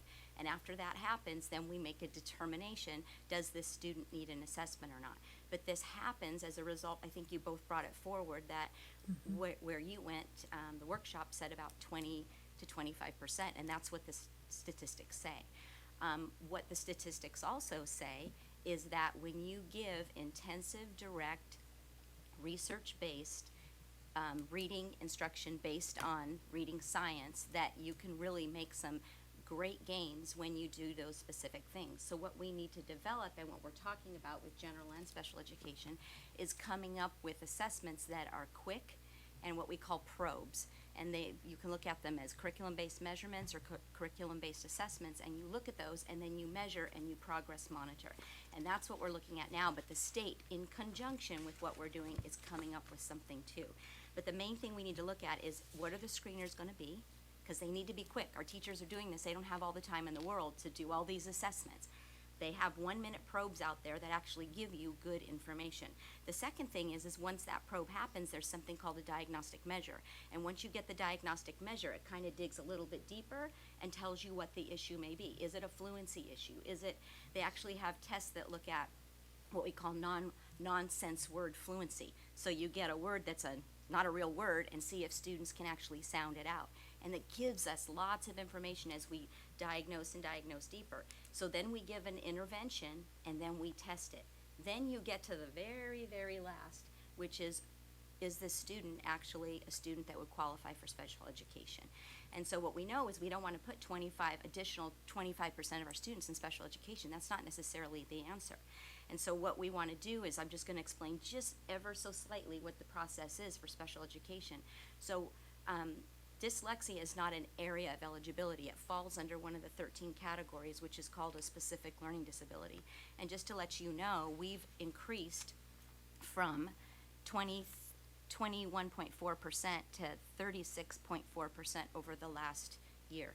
So we've increased a lot in this area. So to answer your question, I can't tell you how many iReady has deciphered from that, but I can tell you we've gone up as a district in specific learning disability. Now, Ms. Gray, that percentage is the percentage of students with IEPs? in the area of specific learning Right, disability. it's not the percentage of our overall population. No. And so what happens in students with specific learning disability, they end up, usually, the majority of students with we call it SLD, are because of reading.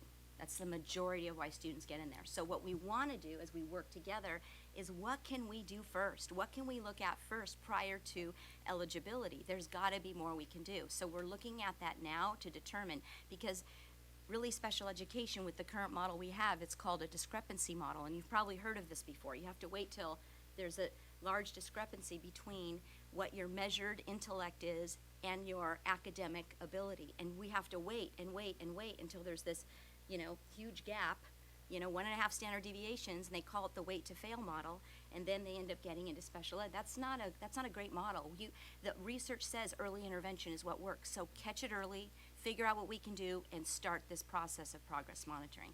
So I think, yes, we can wait for the state, but we're also smart enough to figure out what other probes we can do, and there are lots of them out there that we can look at. So that's what we're doing right now to figure out how we address this issue.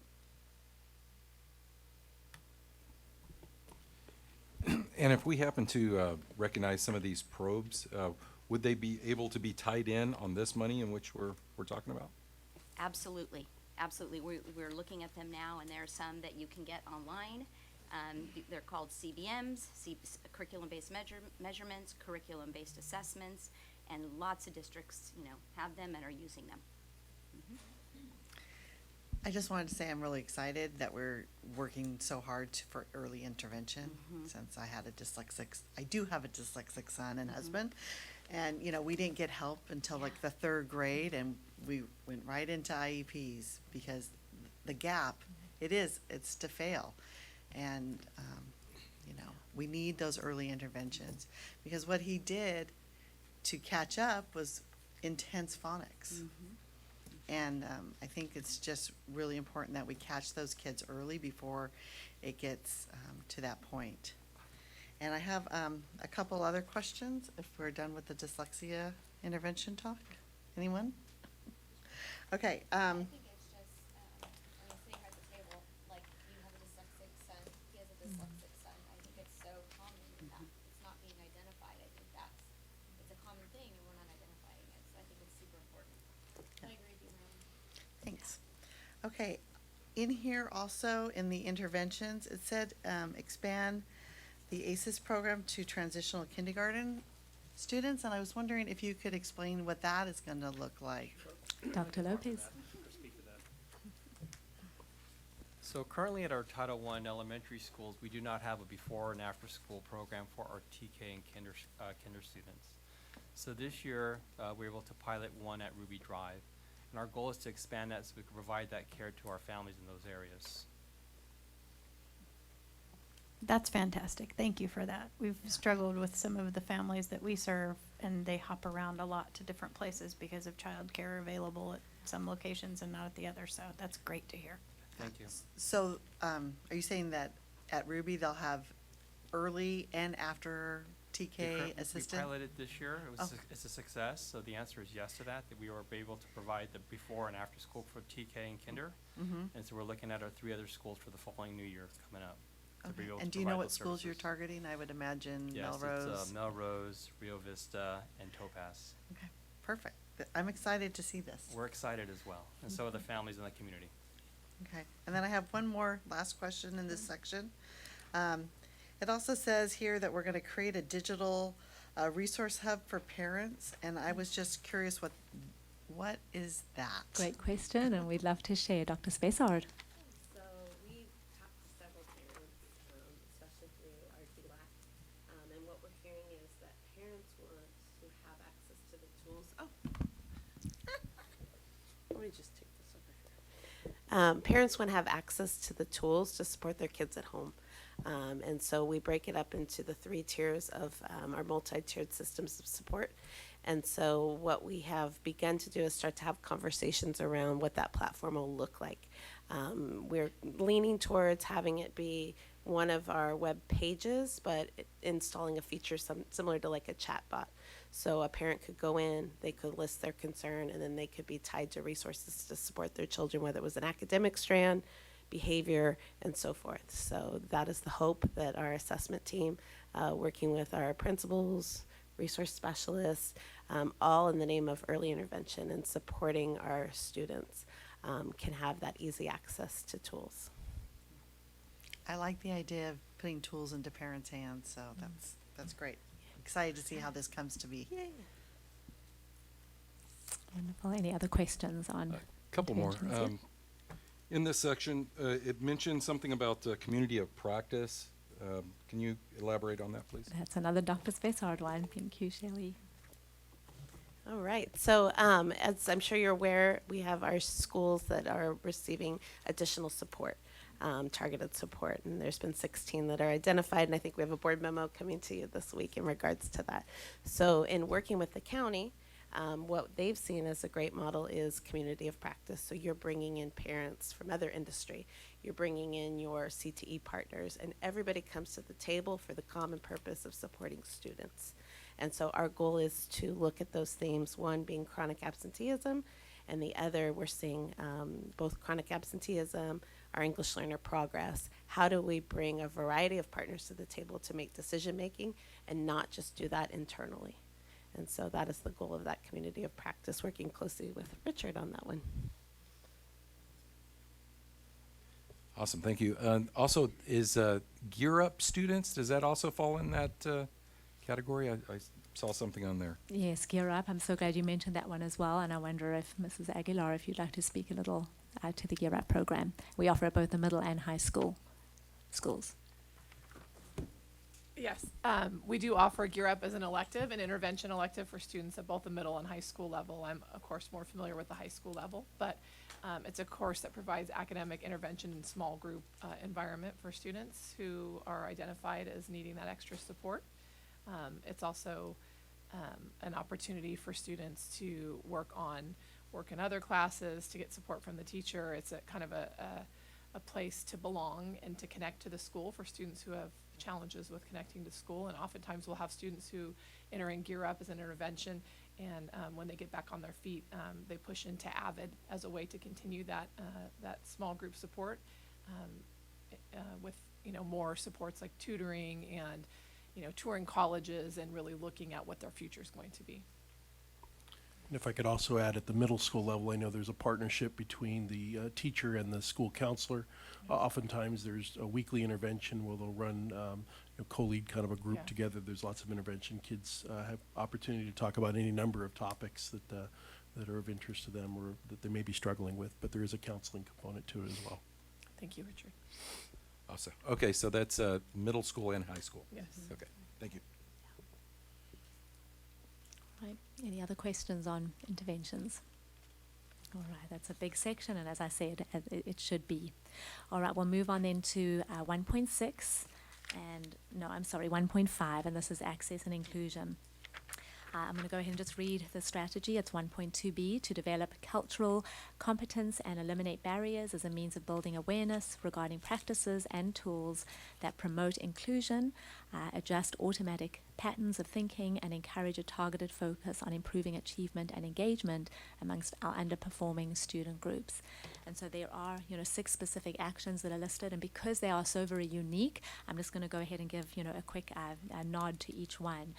The first one is specific about providing, adapting resources and technologies and a variety of instructional materials. And so this is really speaking specifically to an approach which is UDL, Universal Design for Learning, and essentially we'll be ensuring that we're offering a lot of training at all of our various grade levels for all teachers during the summer, and then throughout the year next year we're actually having our TOSAs attend a conference specifically towards this approach, so they can become experts in it and continue to provide that training to our teachers throughout the year.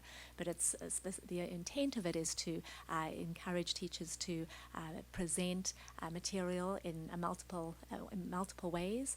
It's about providing multiple ways by which they assess students, and then multiple ways by which students can be engaged and that they show that they have learned the material.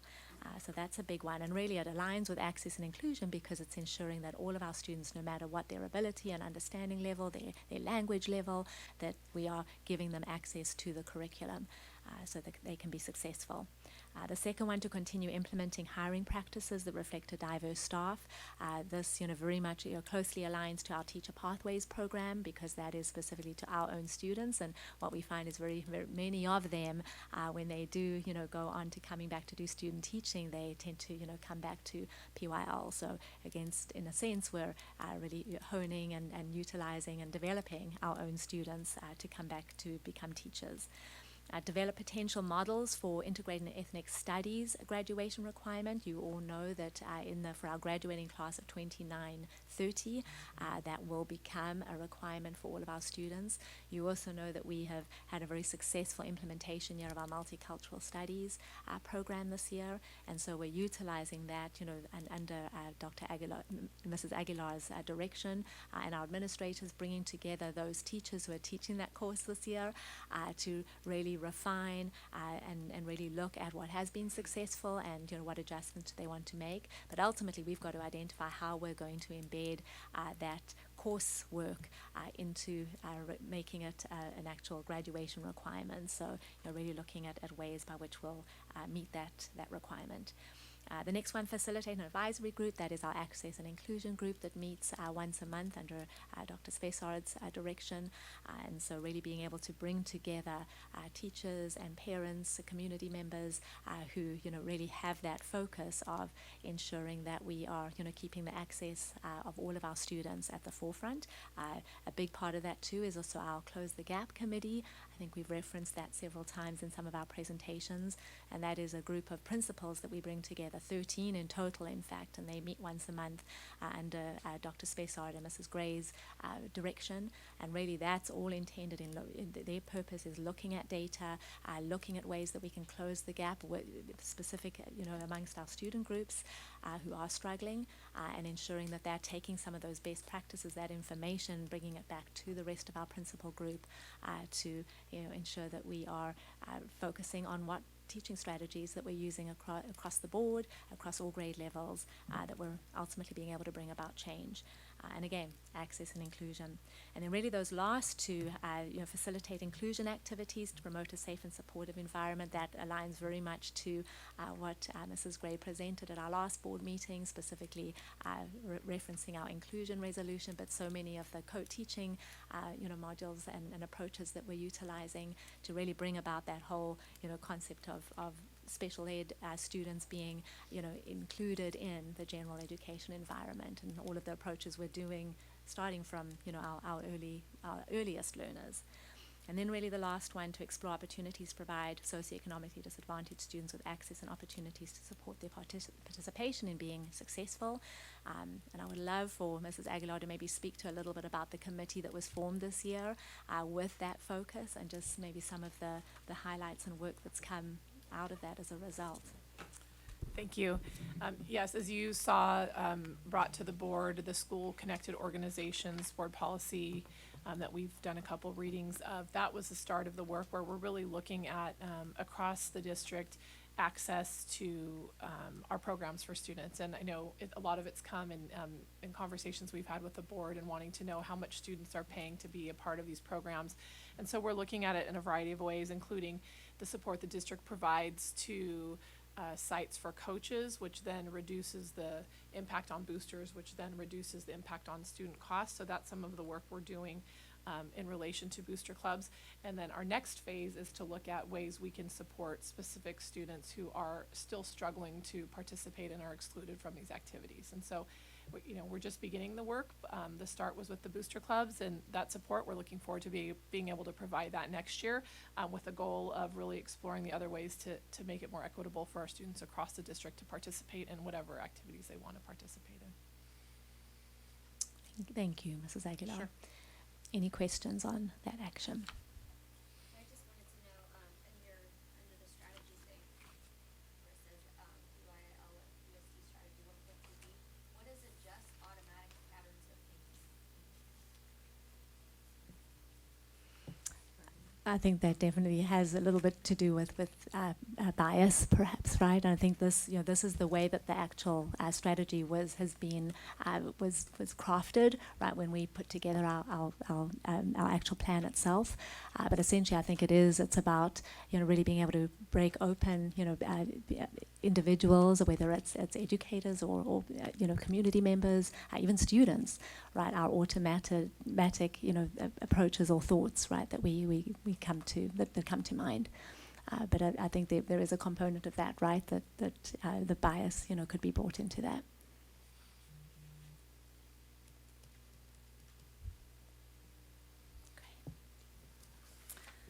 All right, well, we're going to go ahead and move on to 1.6, and that is our foster youth, the title for that one specifically.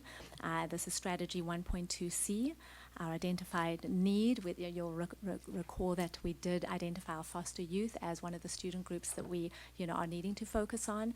In fact, as a district, that is the student group that was identified for differentiated assistance.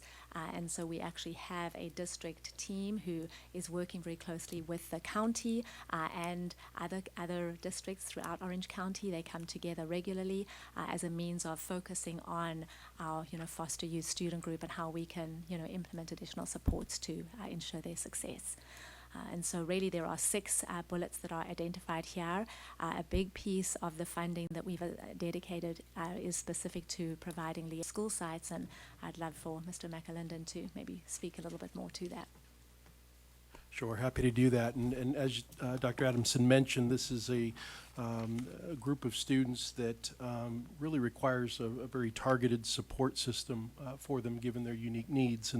And so we have convened a team of folks, not only from our, John Matson was one of our team members, along with Karina, who's one of his counselors that works with him. Then some folks from our student services office went down to talk to not only the folks that were providing support at the Orange County Department of Education, but also other districts who are wanting to try and provide targeted support for this particular population. So we were able to get a lot of really good ideas. You can see that in this particular area, there's a total of $190,000 that's set aside, again, with some very targeted supports for this particular group. First and foremost, we want to make sure that, well, first of all, by context, we have about 112 to 120 students, somewhere in that range each year, who are identified as foster youth students. And over the years, getting an accurate list of those students was sometimes a challenge, but they have made tremendous strides in the last year or two at the state level as well as the county level in providing us with not only a very current and accurate list of students, but a very updated one that we can respond to much quicker.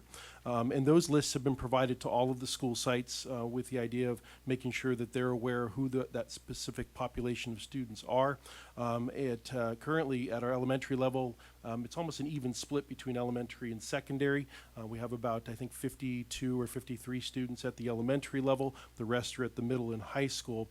But we wanted to plan using these funds to provide not only direct tutoring services for these students after school, providing an adult mentor. There's some funding for an adult mentor to be identified for each campus. So, for example, out of our 32 school sites, they're kind of spread out across the district. So we want to make sure that the school site not only knows the handful of kids that are on their particular campus, but that we assign an adult mentor to provide direct intervention, monitoring, and support for those students. They'd have opportunities to get support after school through tutoring in language arts and math. We also want to make sure that we have direct contact with their guardian or parents, foster parents, to make sure that they're aware of the resources that are available to this particular group of students. We have we have 2 foster youth liaisons, historically 1, but our plan next year is to add a second one so that they can divide up that caseload. One of those liaisons would be dealing and really focused on the secondary level, and one will be at the elementary level, again, coordinating support for them. We plan to use our counselors in a capacity of really providing direct counseling support for these particular population of students, as well as the academic support through the counseling. We also will partner with the Family Resource Center, which is run by John Madsen, who works with our McKinney-Vento students. Oftentimes they are one and the same, so we want to make sure that we tap into the resources that he has available through the community to make sure that we're providing as much support and service for these students, as well as transportation services for these kiddos as well. Again, really trying to remove those barriers, whether it's an academic barrier, a counseling-related mental health barrier, making sure that we get them a ride to school if they need it, and making sure that they get all of the monitoring that they need as they move forward. So that's really the plan for next year, is to be much more targeted in how we work with the particular group of students, about 120 district-wide. 2 questions. One, 190,000, that seems pretty low. And then it says no yes on the contributing. Can you explain that to me? Well. The no yes might be a typo, but we Yes, I can think so too. assume that's a typo. Assume that would be a yes, but I just. I think Means it's a we're yes. not Would be really yes, committed. because this is foster youth. They're one of the student groups that fall under the unduplicated piece. So we will Okay, that's- remove the no. Okay, perfect. And then the other thing is, I'm assuming that I see the number low, and I say it's an identified need. Why is the number low? However, there's Title I overlap. There certainly is. Correct. Yeah, there certainly is, as well as the Family Resource Center has resources that are allocated to them. They even have a nice grant that provides some additional resources, so there is definitely overlap. I think the $190,000 is to pay for the hourly support for the adult mentor on the campus, to pay Gotcha. for the tutoring after school, those So sorts of for things. specific individuals related to the identified need, but there still is overlap from Title I, doesn't take it out of that. Absolutely. Okay, good. And you'll see it also mentioned in either of the actions, the intervention piece of it, there's specific actions, geared toward that student group as well. I have a question. Are we hiring new youth mentors at these sites, or are we taking existing staff and giving additional responsibilities? It's the latter. We have several staff members who really have a passion for wanting to support and help students that are in need on their campus, and this is a very, again, very specialized group that we want to make sure we support. So it's existing staff that have said, let me take the 3 kids on my campus, or the 4 kids or 5 kids, and provide that adult mentoring to make sure that whatever their needs are addressed more directly. Okay, and then in addressing the Family Resource Center, is there any talk of like expansion or having a satellite resource center? I'm not aware of any conversation about a satellite center. I know that. Okay, well, I would like to add a satellite or an additional source, in the Melrose Valdez. I think that would be really helpful to address the needs of those English language learners, and so they don't have to travel all the way to Topaz for English assessments and counseling and those basic services that are provided there. And I'm not saying that has to be the main hub, but it could just be like a little satellite. More so for convenience to access more than anything else. Yeah. Because we want that, community there to have access to those resources. And I Absolutely. think they could definitely use them. Certainly something we can look into. Would part of that be taken care of with the transportation part of what's built in here is to help with transportation costs, and whether we expanded it to another location, we'd have to look to make sure that we had enough funding to cover whatever that added cost would be for the expansion if we decided to move forward with that. Just wanna make sure that doesn't, that part, It if we doesn't get lost. add an additional thing, we need to make sure we cover all the bases. There would be costs added, for sure. Definitely costs. Yeah, I just know that,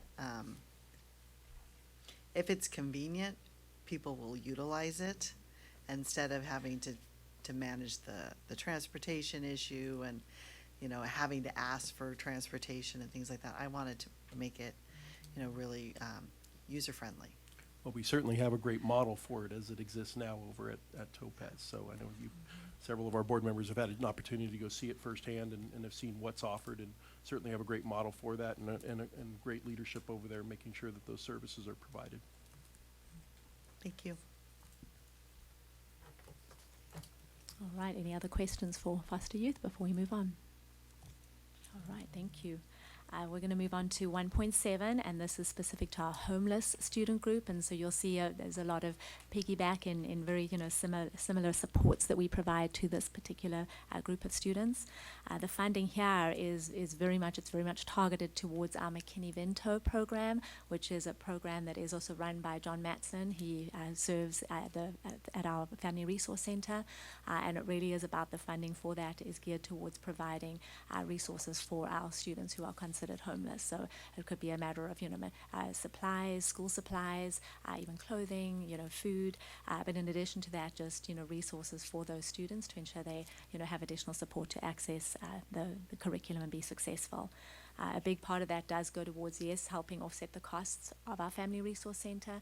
And then we also this year have a COSA who is specifically geared towards supporting those students. And so again, it allows for a wonderful outreach opportunity. And once again, she serves as a liaison to, you know, to those students in particular, really helping sure they're making those connections, you know, with the school sites. I would like to see this category have more meat to it. It's just one line about 1,600, is it 16, about 1,600 students that we have. That's pretty significant, and it's a significant amount of money. I love the idea of having youth mentors and expanding to tap into some of the same strategies that we're using. For foster. They struggle just as much. Are one of our lowest achievers. And we have a lot built in already, but identifying that and labeling it and putting some more information like the Some more COSA and the actions related FRC to and it. all of that. We can absolutely do that, This yep. looks like we don't do much. So that is sad to me. Yeah, So we I'd like will, to see we more. can absolutely add more specific actions, and as you said, you know, align it a little bit closer to the foster youth group Yep. as well. Yeah. Thank you. I was wondering, similar, would these just not be combined? I mean, because it's a lot of overlap again. I mean, they're different groups, but I'm just saying. It's very, it's different funding that's utilized, and in fact, you know, even Because it's for the separated. homeless student group, where that is also, some of that funding comes from a Gotcha. grant that we've received. It's a federal grant. Then yes, so we need more are required details to on that one. separate. Yeah, we will absolutely add that. Thank you for that. There's also tutoring that's provided as well for our homeless students, that there's funding in there as well. I saw that in my notes. You're right, absolutely, yep. Yes, they all warrant their own bullet, I agree. All right, we'll move on to the Title I program, and that is 1.8. And this, we've got, you know, a little over $1.4 million assigned to this. And so these funds are geared and are distributed specifically to our Title I schools.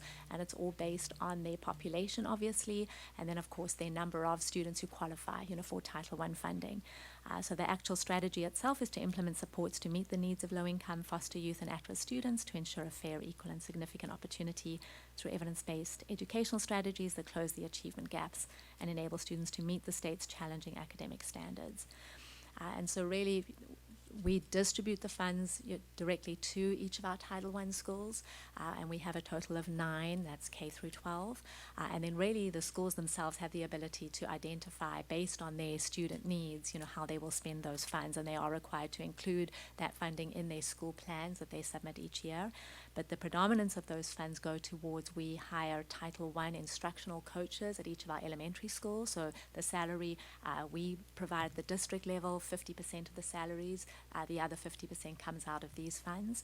We also have ELD teachers at each of the schools. At the elementary level, it's hourly teachers, and at the middle, and high school level, it is actual sections and full-time teachers that we have teaching both designated and integrated English learning instructional practices for students. A big part of this as well is providing professional development for our TOSAs. They come together once a month and they are led by one of our district TOSAs to provide them with professional development in the area of instruction, specifically geared towards increasing the proficiency of our students in the English language. Part of the salary then also goes towards some of our TOSAs at the district level to provide that support.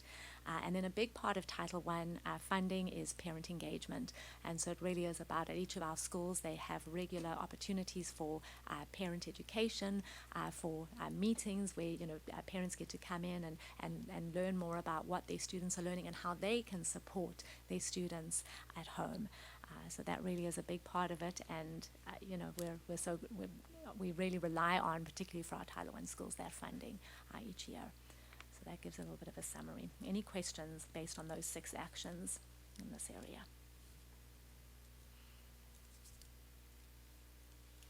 Okay, wonderful.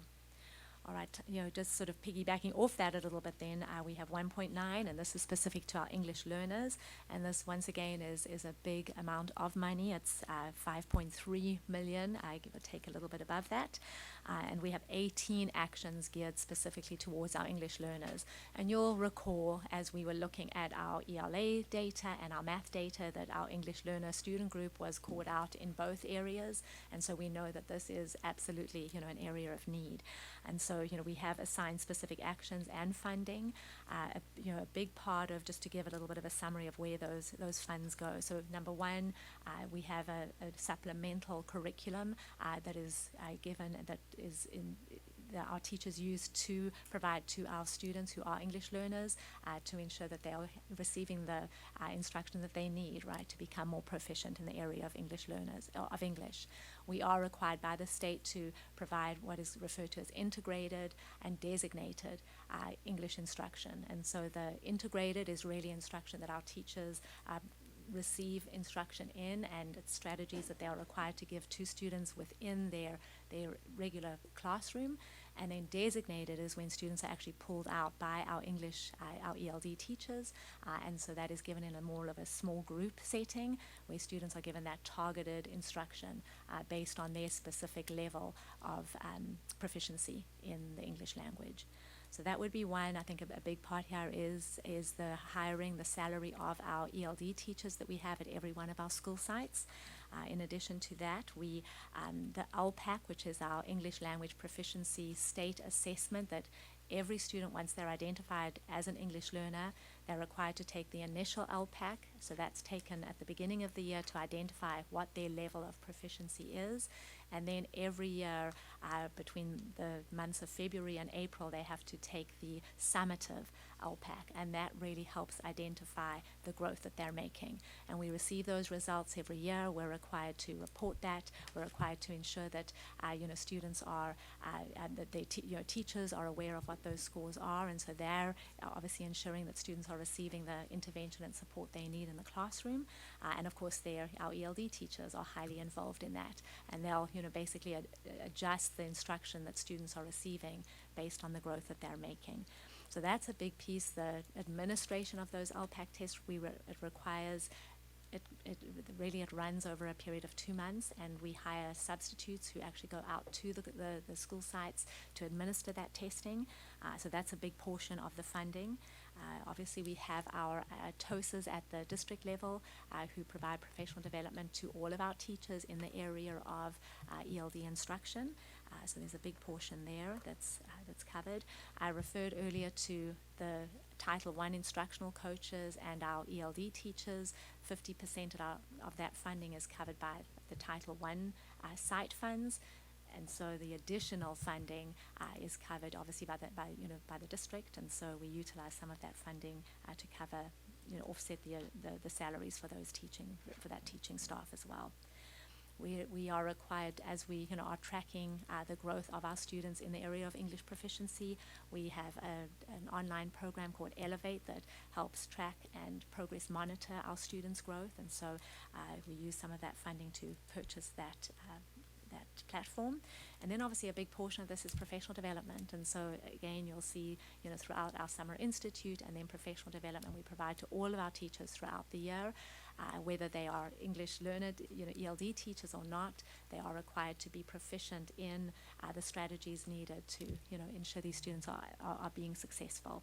And so it's a priority for us to continue to give our teachers that professional development.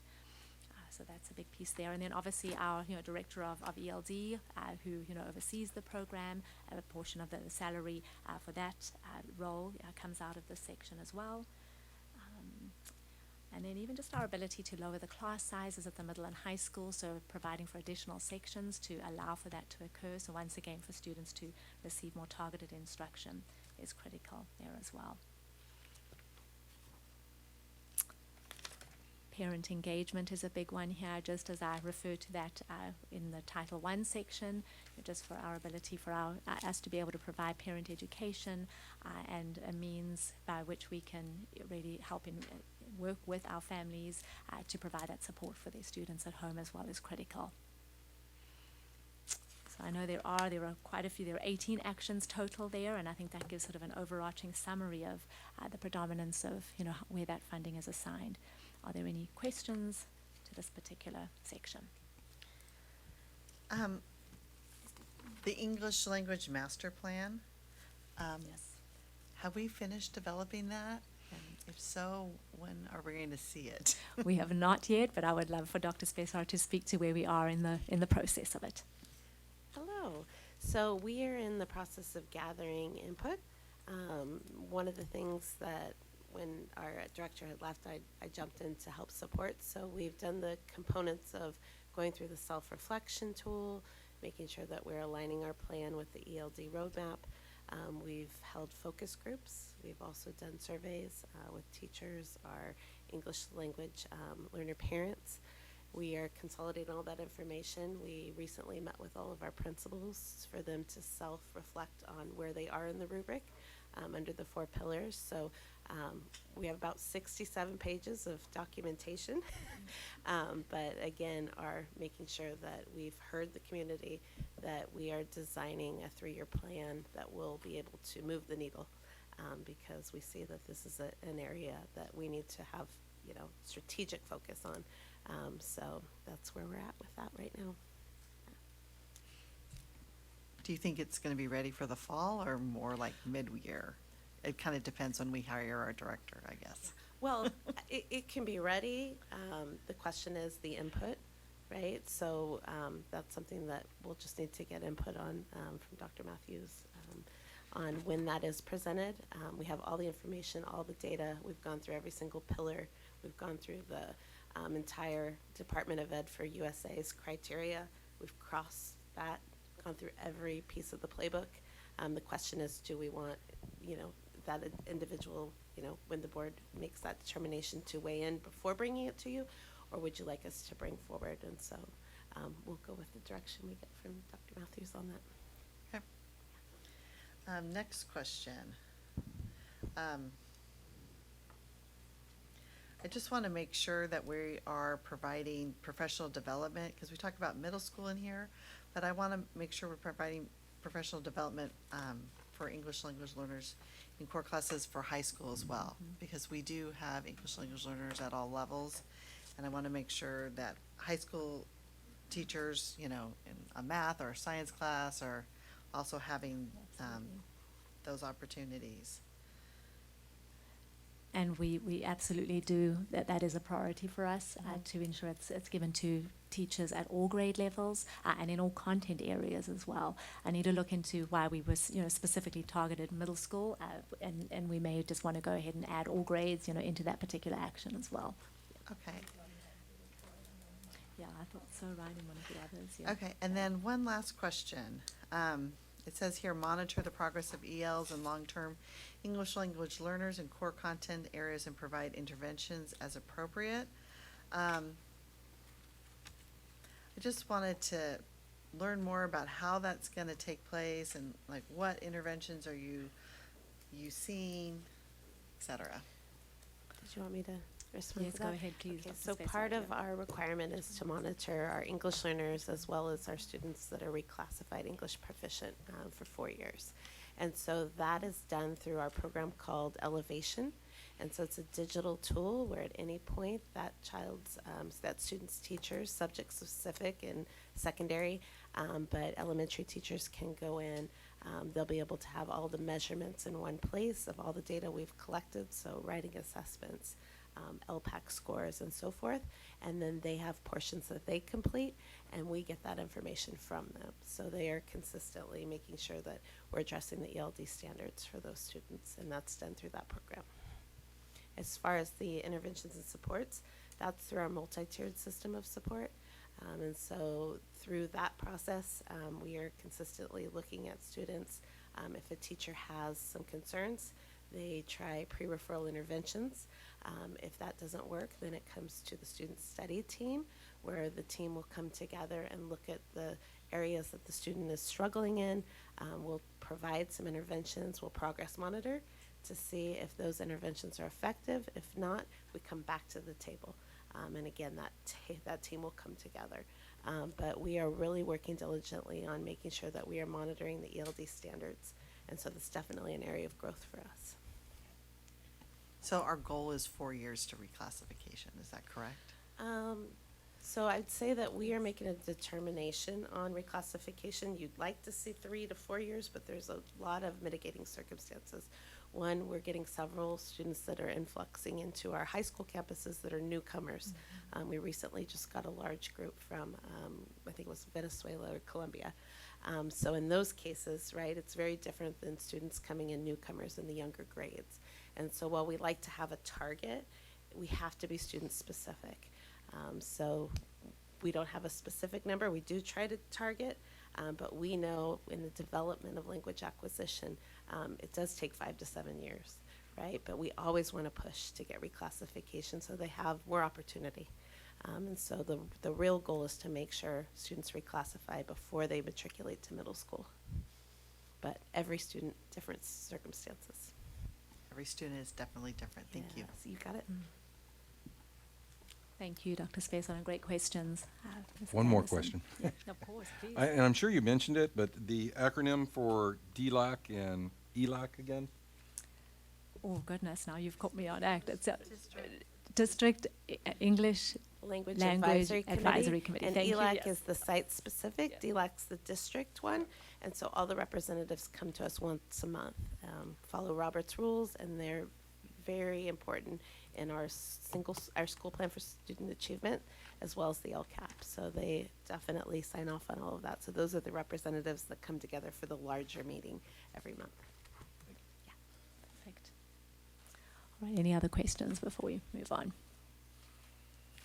All right, well, our next one is 1.10, and this is specific to special education. And I do just want to specify we've got $157,000, designated to these actions. And this is by no means, all of the funding that's geared towards special ed. We know better than that.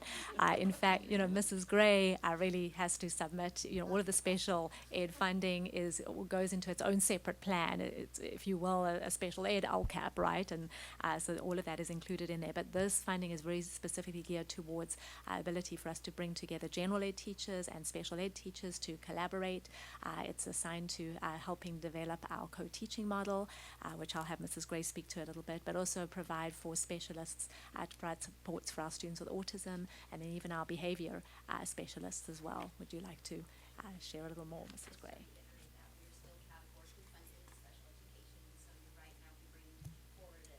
Budget and service plan next month for you to see how all the money in special ed is spent. But the strategy is on instructional plans and curricular materials, since after all, that's what we're about. We really want to work with having our students in English language arts and in math improve, and we're working very diligently on closing the gap. These 3 bullets by no means address all of that.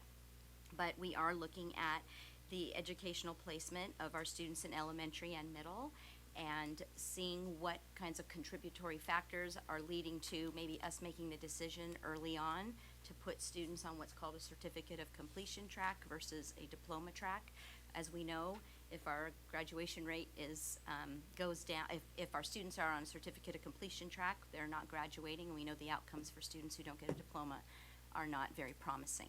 And so we're working with our general ed counterparts on that, and we're also looking at trainings in terms of accommodations and modifications, because part of the struggle, I think, is in general education, how do you actually give those modifications or those accommodations without taking a student off of diploma track. So there's a lot of work that we have to do in order to get that done. So that's the first thing. The second thing is partnering also with special education on not only the universal design for learning, which really looks at the why, how we stimulate interest in students that we serve in special education, what we present to them and what the content is, and then how we allow them to differentiate, proving what they know, but also the specific supplemental instructional materials that we're going to use and supplemental intervention materials.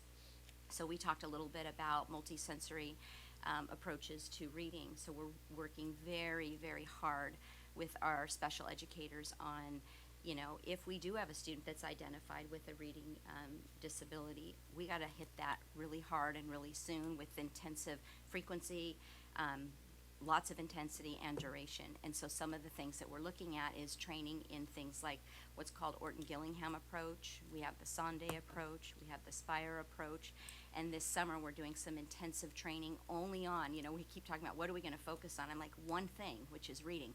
If we focus on that, I think our students will be able to access the curriculum later and hopefully maybe exit special education. Not everybody, but those that are identified for that. We're also looking at math. So we have supplemental curriculums to meet our students' needs. Some of them are trans math, VMath, touch math, and equals math, and this is just looking at students' basic math facts and operations, looking at the scope and sequence that are aligned with the state standards, and really kind of repeating and giving extra help for our students in a sequential manner who struggle with math. And then lastly, as you know, I presented last month on least restrictive environment and some of the research surrounding that. And so we're working on that. We do data talks. Our program specialists go out and meet with every principal of the schools in which they're assigned, and we have all the data. And so we give them the data, and then we talk about what can we do, because every time you have an IEP, things change. And so probably by next week, things will change again in terms of our percentages. So they go in and they say, okay, what can we do? How can we assist? And so we work on that. And then we also work on preschool. And you heard a lot about that we know if we work with our earliest learners and try to come up with strategies initially to keep our students in general education to the maximum extent appropriate, then we hope that we'll have better outcomes later. So we're working on all of it. This doesn't represent it all because we have a kind of a separate plan. Thank you, Mrs. Gray. Any questions before we move on to the next one? All right, number 1.11, this is CTE, and as you can see, we've got a good amount, a little over $2.2 million assigned to this action. And really what you'll see is there are 3 grants that make up the funding source for this particular area. And they are grants that you will probably recall because we've brought them forward for your approval. I'll just remind you, it is our, we've got our CTEG grant, our K-16 collaborative grant, and then our Strong Workforce SWP grant.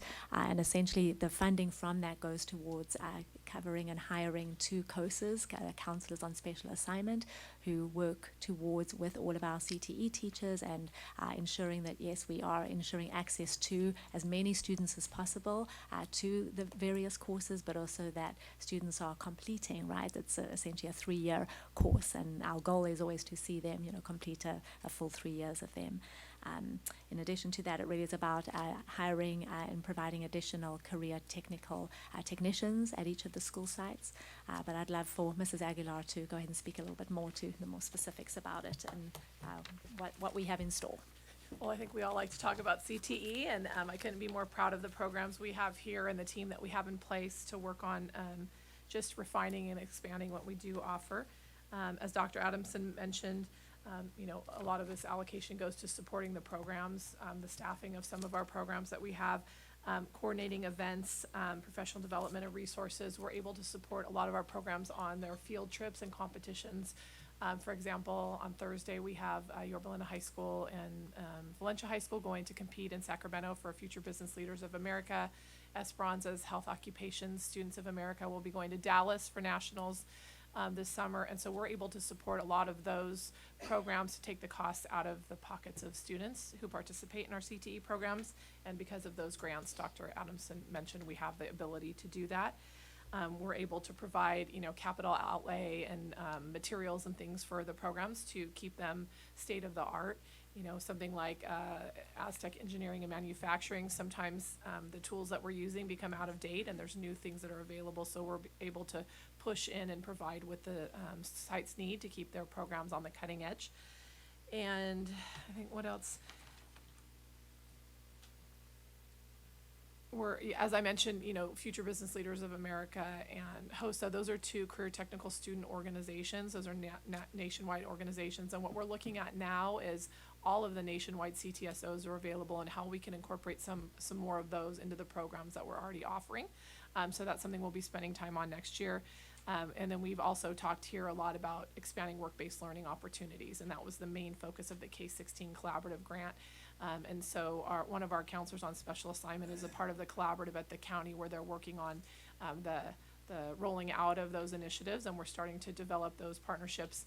We have a career technical advisory committee, which consists of staff, students, parents, community members, business members, that really kind of put their heads together twice a year on, what is industry looking for, how do our programs meet those needs, and what do we need to do to keep up with industry standards. So I could talk forever about CTE, but those are some of the things that our funding is used for. And again, every year we just look at what our programs offer and how we can continue to grow those. Can I ask a question about the committee? Sure. Is the North Orange County ROP superintendent or any of the staff Yes. on that committee? They are. Perfect. Thank you. Yes. I already asked about the staff member. You did? Yes. What was that? Third, let's get one. What's that? The staff member over at Esperanza, they needed an extra manufacturing Yeah. so they can continue to teach and they can continue to add people. And so I did have something, somebody told me that they believed that at one of their schools, the ASB, if they had funding, that they could actually fund a staff member. Is that true? ASB funds can't be used for, yeah. How about cannot be- PTA funds? What's that? PTA funds? PTA. PTA? I'm gonna defer to Dr. Matthews on that.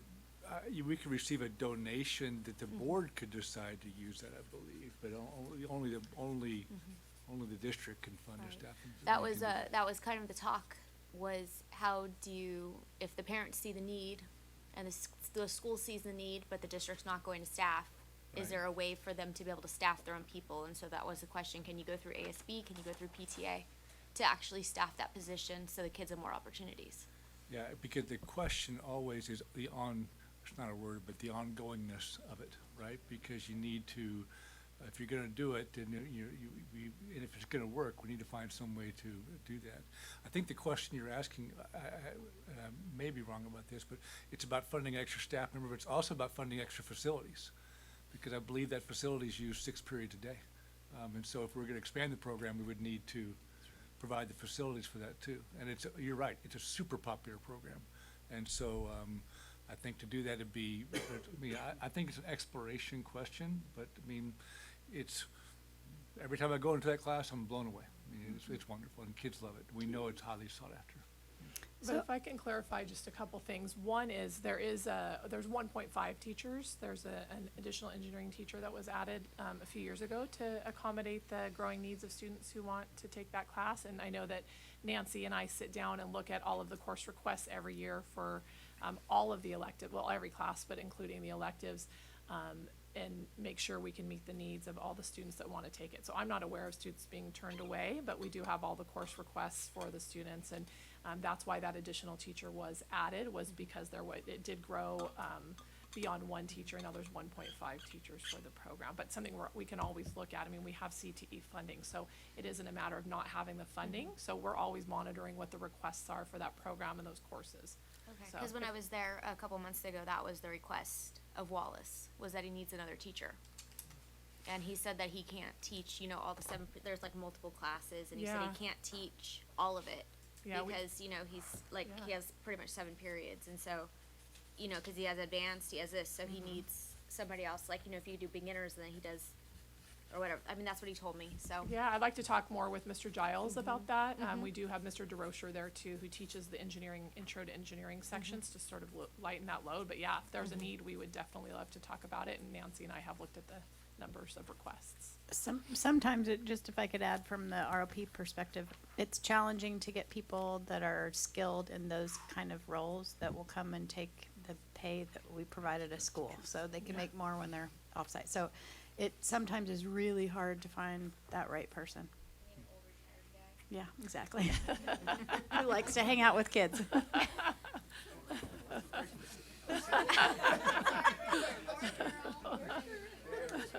And any age is fine. Any age is fine. Just,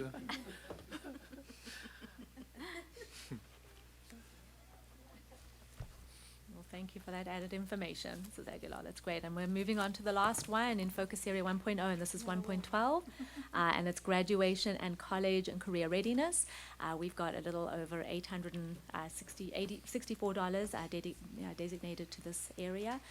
The first few bullets are very specific towards the collaboration that's happening currently between our gen ed and special ed departments. So Mrs. Aguilar and Mrs. Gray are meeting regularly right now, and it's all about on how we can ensure we're keeping a strong focus on our students with disabilities, and we're wanting to increase the graduation percentage amongst that particular student group. So they're working very closely together. I'd love for them to share in just a moment on maybe some of the specifics there that we can look forward to. Another big portion of this funding goes specifically towards covering night school and our summer school programs, which allows for students for credit recovery, right, for students needing to make up some of their credits. And once again, that all speaks towards their ability to be ready for graduation. Another big piece here is obviously that's the staffing for those programs, and then we have an online program, Apex. It's a platform that we purchased that really allows for students who are involved in credit recovery to access the curriculum and the courses they have to take. And so, yeah, I think just Mrs. Aguilar and Mrs. Gray, if you want to talk a little bit to the collaboration piece of what we're working on to ensure inclusion and success for our students. Do you want me to start, and then I'll turn it over to you? Exactly. So something we've done this year that we'll be continuing next year is we formed a 7 through 12, well, actually a TK through 12 College and Career Readiness Committee. And so, I think when you think of college and career readiness, graduation, you look at right at the high schools, 9 through 12. And so what we saw was a need to, first of all, incorporate the middle schools and to bring the middle school and high school counselors together to look at what does that look like before students get to high school? Because sometimes we're starting to talk about these things in 9th grade. I mean, there's a graduation requirement, but earlier discussions and conversation, I think, lead to better outcomes for students, especially because we offer these outstanding programs in our high schools, and students are sometimes deciding in 8th grade which program they want to belong to. So we first started with bringing our 7th through 12th grade counselors together to start talking about how do we articulate this more than just at the high school level. And then now we're bringing on board, it was exciting to see how many elementary principals and administrators were interested in being a part of this. And so now we're going to look at it at TK through 12. And how do we talk about college and career readiness starting at that young of an age? You're not running academies at elementary schools, but there's little things you can do to start those conversations and to those focus areas to really articulate that throughout our district. And so as a part of that, as Dr. Adamson mentioned, we're really looking at access to those programs and how all of our students can be a part of it. And so that's something where we're partnering with special education, looking at do we have access to for our students in our A to G classes in our CTE pathways, and everything that we offer, what does access look like, and then where are the areas we need to focus on to increase that access. There's really a lot of areas to focus on. You look at master schedule. At schools with higher enrollment, things are offered many times throughout the day. At some of our schools with lower enrollment, maybe things are offered once per day. And so if you've got a singleton special education class and a singleton CTE entry class that are offered at the same time, then students, don't have that access. So what can we do, working with our site leaders, our counselors, and then our teams up here to just really pinpoint where we're losing that access and how we can try to grow it, working together as a team. So I don't know if you want to take over from there, but. And I concur on everything that Gina has indicated, but also we're looking at some specific data on our graduation rate. And then, of course, backwards planning because of it. But I'm just looking at some data here on our graduation rate. We have a larger gap between the general population graduation rate and special ed, and it went down this past year. And some of what we've been doing is analyzing, because every year you may have some students that have more complex needs and more severe disabilities, so it does tend to vacillate a little bit. But this year we went down by quite a few percentage points, and so we, in this committee, we really tried to dive deep and say, what's going on? What's happening? We found like we got down to such a granular level that we looked at about 11 or 12 students. We got that, deep into it, and we thought, wow, we saw that at a certain level, we were making this decision, and I think quite early on to put them onto a non-diploma track. And so some of them were because of severe behaviors, some of it was because really severe learning needs, and so did we not address them the way we should have? And so we've got to look back now and ensure, because every year usually, if you look at Orange, Tustin, Saddleback, Los Alamitos, Capo, Brea, you're usually around for special ed about 84-ish, 85%. Well, we have been at 81, 82, and then we went down to 74. And so that's not okay. So we're saying, what's going on? Why did that happen? And there were other districts, a few others that went down in special ed as well. So as we talk about it, some of the things that we've come up with is, again, looking at a possible over-identification for certificate of completion way too early. So that's one area.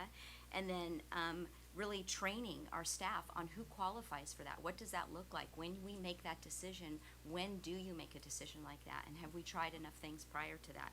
And then really having, I think one of the big things we talk about, and we've talked about this a lot with you, is in our district, is collective teacher efficacy, which really means believing that all our students can learn. And that sounds so cliche, but it's true. So can we have high expectations for all students? And I think the higher the expectations, then if we believe the student can learn, then I think our instruction follows suit after that. And so it's looking at that, and then really looking at our intensive reading and math supports, and then also working both with our counselors and our teachers in general ed and our special education teachers, so that it's sort of this seamless approach to addressing our students with the most needs and ensuring that they have as many opportunities, or at least as close to, right, opportunities as our general ed population. So there's a lot of work to be done, but I think we've got great people on our committee. Yes, we do. It's a good team. It's a good committee. Beautifully said, both of you. I love it. Clarification, when you say putting them on a certificate track too early, what are you saying is the line that's too early? So in like middle school, at the beginning, sometimes mid-middle school, looking at it, yeah, and they're not really earning credits yet, and so that decision is made. And these are state conversations. I'm part of state SELPA, and some of the conversations at that level are actually mandating, it hasn't happened yet, but mandating that you don't make that decision until a student gets to high school within the first 30 days. There's even talk about that. So to look at it a little bit differently, just to give an opportunity first before that happens. I would like to just ask a question, and maybe this is what this means. This Department of Rehabilitation on page 53, the third bullet. Yeah. We were at a point a while ago, before the pandemic, that the Venture Academy students were going to start doing work-based learning and even paid internships. Yes. Is that related to this? And where are we in that process? Are we kicking it off again so Okay, that they so can do that? Department of Rehab is something that every district is involved in, and they typically, depending on the size of the district, they offer 2 counselors that come and work with job placement and continuous assistance for our students with disabilities. even help with books, tuition, job coaching, job searching, job securing. If they maybe lose a job, then they help them to gain a job later, so they stay with them for life. The piece that is changing is workability, and so now there's going to be a requirement, and I believe it's 2025, but I'll have to double check on that, that every student every district must have a workability program, and we must be paying our students to work. And so that's something we have a committee that's forming now to look at that with Rebecca Allen, who is oversees Venture Academy and our George Key program. And so we're looking at various ways and with various districts. For example, Brea has a program right now, so we've been working with them on how we can do that. But we're not doing that now. We've been looking into it, but it's going to be mandated in a couple years. The state's going to require us to do it. How far away do you think we are from? Probably as far away as the state is requiring us to do it, yeah. There's a lot that is involved with our business department. We've talked about this for a few years. So, paying students is something that is a big deal, and how do we do that? It's not anything that would be done in isolation without our business department, so. I'm a big fan of that. I started a program where we've hired employees in PV, so I can help with that. Yay, perfect, thank you. Any other questions for the section? All right, well, I think we're going to go ahead and end that then for Focus Area 1.0. It is time for a break, and we have food and dinner, and so, Mr. Youngblood, do we want to do 15, 20 minutes? What are you thinking? Well, let's see, it's 7:33 now, so let's, what do you think, 20 minutes? 20 minutes sounds good? Sure. Then we can power through the rest. Perfect. And when we come back, we'll go straight into Focus Area 2.0. So Excellent. Thanks, everyone. Thank you. Great job. Okay, folks, okay, are we all back? Waiting on Miss Blades? Which one, Blade or Blades? Both. I just doubled it. It's plural. Okay. What section are we starting again? 2.0. Excellent. Thank you. Right. All right. Thank you, Mr. Youngblood, for getting us back on track. And all right, so we are starting with Focus Area 2.0, and I think I said it at the end. Focus Area 1.0 always takes longer. There's a lot in there, and really the remaining three will go a lot quicker. All right, so we should be now on page 66. And I'll just read through the description of Goal 2, and this is all specific to effective instruction and leadership. A dynamic, high-quality instructional program facilitates lifelong habits of intellectual inquiry. We actively engage each student in the learning process through the implementation of the core curriculum and effective instructional strategies, including the use of technology. To this end, we strive to attract, train, and retain employees, as well as develop strategic leaders who embrace the vision and values of our district. So you'll see really the predominance of this is all specific to building the capacity of our staff. So that's our teachers and our leaders. So professional development is going to be very heavy in this section, based on the various topics that we've selected. All right, and so there are 5 strategies specific to that goal, directly from our strategic plan. And then at the bottom of the page, you'll see the measuring and reporting results section. And so here again, these are the metrics that we identified at the beginning of the 3-year plan. And so the first one, many of the indicators that we're using to measure our progress come directly from the California dashboard, and it is metrics that we're required to report out on and then, of course, identify actions for. So the first is it indicates our ability to implement the state standards in those specific content areas, which are all listed on the next page, on page 67. So in math, science, history, social science, CTE, health, PE, and VAPA and world language. VAPA is our visual arts program, visual and performing arts program. And so you'll see just there, as far as our year 1 and year 2 outcome, this essentially speaks to how how far in we are in implementing the standards. And so you'll see, that we have just implemented and adopted a new science curriculum and materials and texts. And so that we're in the first year of that. And so for that reason, you'll see when we're speaking to science, we're only in, stage 3 with that. And that's our ability to implement the NGSS standards specifically. Whereas versus if you're looking at let's see, history, social science, same thing, right? We're looking at adopting new curriculum for next year. So there too, with those new state standards, we measured ourselves as at a level 2. And that is, we use our own metric to identify where we are on the spectrum as far as that goes. The next local indicator is specifically to our ability to assign teachers who are appropriately assigned according to the content that they teach. And there you'll see that we're at 100%, so that is good news each year. The next one is specific to our ability to ensure all students have access to the textbooks that we use. There too, that is something that we're required to do as a public institution, so 100% of our students have full access.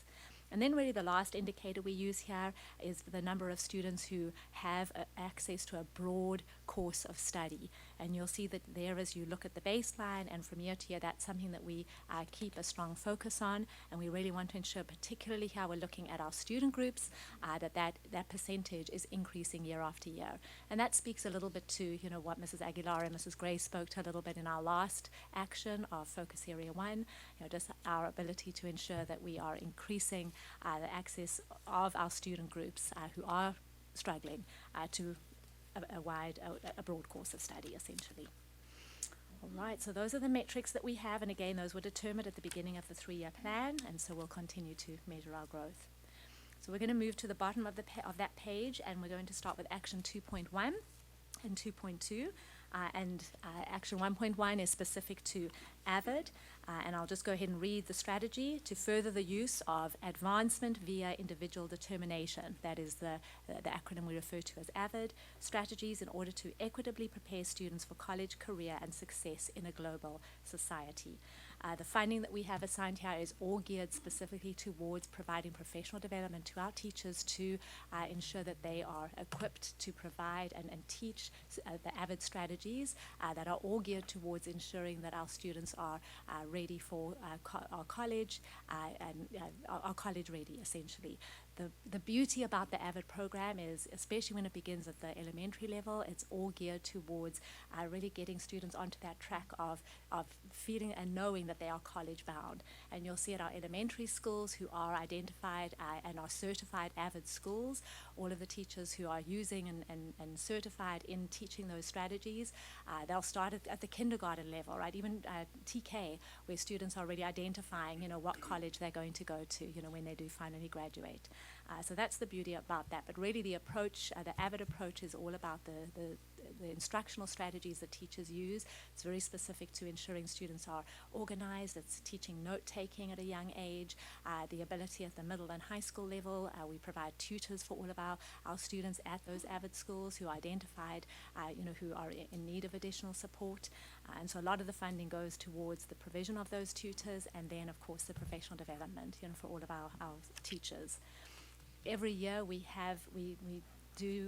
are adding, more schools, and so even going into next year, we have 2 elementary schools who have indicated an interest. It's not something that's required across the district, but we do encourage more of our schools to train their teachers in AVID strategies, and essentially when teachers do attend the AVID conference, they become certified as AVID instructors. So that's, the benefit of that. But essentially all of that funding, that's really, where the funding goes to. I'll hit 2.2 as well and then take questions, but AVID Excel is a specific program that's targeted towards our middle school Title I schools, and that is specifically for our English learners. So again, it's in addition to our AVID strategies, there are targeted supports that are provided to students who are in need of additional instructional support. We have 3 schools who are considered national demonstration AVID schools, and in fact we were one of the first districts in the county, I believe, who really we were able to assign and have 3 of our schools at each grade span identified as a national demonstration school. And essentially it means that those schools are models across the state. We have educators from other districts, other counties, from across California actually coming to observe instruction at Ruby Drive. Kramer is our middle school, and in Valencia High School. So that's, those are the 3 who have been identified for that. And so that's, definitely a feather in our cap. And if you have not been to one of those demos, we refer to it as a showcase. I highly encourage you to attend each of those 3 schools. They hold a showcase once a year, and it's an ability for you to go and really observe the instruction and the AVID strategies that are in place in each of the classrooms. But just learn a little bit more about the actual, program itself and the research behind it and the benefit and the growth that we, are seeing amongst our students who are benefiting from those instructions or those instructional strategies. So that's really AVID and AVID Excel. Any questions on either one of those? Oh, Todd's. Todd, did you have a question? Okay, very good. Okay. I know, I heard Mrs. Blades giving a quota of only 2 between now and the end. Ooh, so we've got to be careful.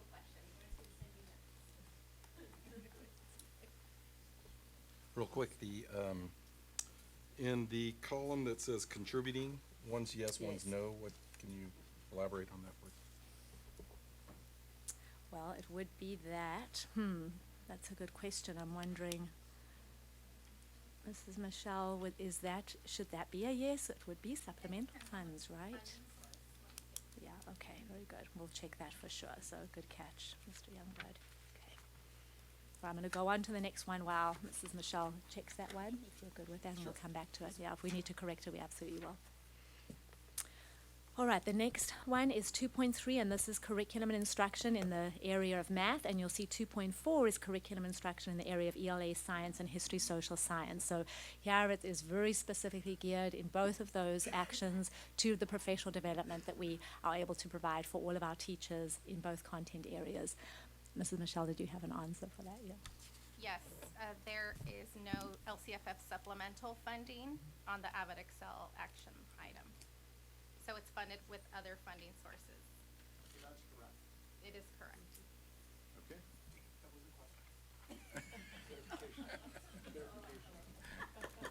Go to the corner. So what I'm going to try and do is just combine both these actions, since there are a lot of similarities. In the area of math, this is very specific towards our CGI training that we'll be implementing next year at the elementary level. And Dr. Leone has spoken a little bit before about, I know many of the board updates you've received on the task force that has been created, and we are creating experts at each of our school sites and each of our grade levels currently to create sort of a trainer of trainers component for that for next year. But we will be providing a full 1 day at the minimum for all of our teachers as part of the Summer Institute for next year, and that's all targeted towards improving math achievement for our students through instruction. And if you have questions about that, we can provide more information. But specifically here, or the amount of funding that's dedicated here goes towards offsetting the salaries for all of our TOSAs who provide the support in the area of math specifically. Our ability to develop common formative assessments at all of our grade levels. We bring together teachers for task forces, and so we pay our teachers in order to do that work. In addition to that, we have created, and we have put this in the LCAP as far as creating pacing guides for math, and then you'll see that followed in the next section as well. And so I don't know if we want to go into too much detail with it, but I'd asked Dr. Leone to bring samples of our math pacing guides that she's going to distribute to just share with you that this is something we have in place that will be ready to go. We'll train our teachers in the summer and to be able to implement that and have all teachers on board for next year in both math and ELA. Why don't you go ahead and, yes, if you want to distribute, that'll be great. Thank you, Dr. Leone. Dr. Adamson, what I was going to, when I was reading this math section, so, and this is in no way throwing any, high school or teachers under the bus, but I do have a kid who is in an honors geometry class, and it's not, it's a tougher class for him. But what I've noticed is, and some of the other parental complaints have been, is that the tests and the quizzes are not being graded. you know, and then it's like 3 or 4 weeks goes past. And so, like, for instance, he scored 100% on a quiz, and then the test came like a week and a half later, and he thought he did very, very well. And then 3 or 4 weeks go by, it's never graded, and he's already into the next section. And so then he finds out he got like a 70% on the test, so he knows he's missing something. And so is there a way that we can have some type of guidelines that tests need to be graded, and like, you know, other subjects, parents are complaining that there's no grades posted at all. And so if we're able to, this is like a lot of good ideas and stuff, but it feels like maybe the basics, if we're just like looking at the basics, like, you know, the grading, and then, you know, posting a test so the kids know what they're doing. Cause like he thought he did great, you know, the quiz and the test comes, and so then now he's stuck over here trying to backtrack, going, okay, where did I miss? Yeah, I think definitely the whole point of assessment, right, is to give the feedback to the students so they know what they've mastered, and then, you know, for teachers to be able to inform their instruction if they need to make any adjustments to reteach material. So absolutely, I mean, that is an expectation, and so if we need to revisit some of those expectations, we absolutely can. And of course, I think it's always helpful when we know specifics as well, and if it's happening, you know, in a particular area, that we can then, you know, follow up particularly. Of course, no, it's not. But no, I appreciate that feedback. That's definitely an expectation. Yep. Okay. Okay. Yep. Yeah. Sure. Okay. Absolutely. Yeah. We will definitely make a note of that, and it'll be something we will look into. Absolutely. Yep. So, if I could, thank you, Olivia. She was my help. When we negotiated our last contract, both sides were so pleased because we have put in that contract every 2 weeks it has to be kept up. So that allows us now to hold teachers accountable.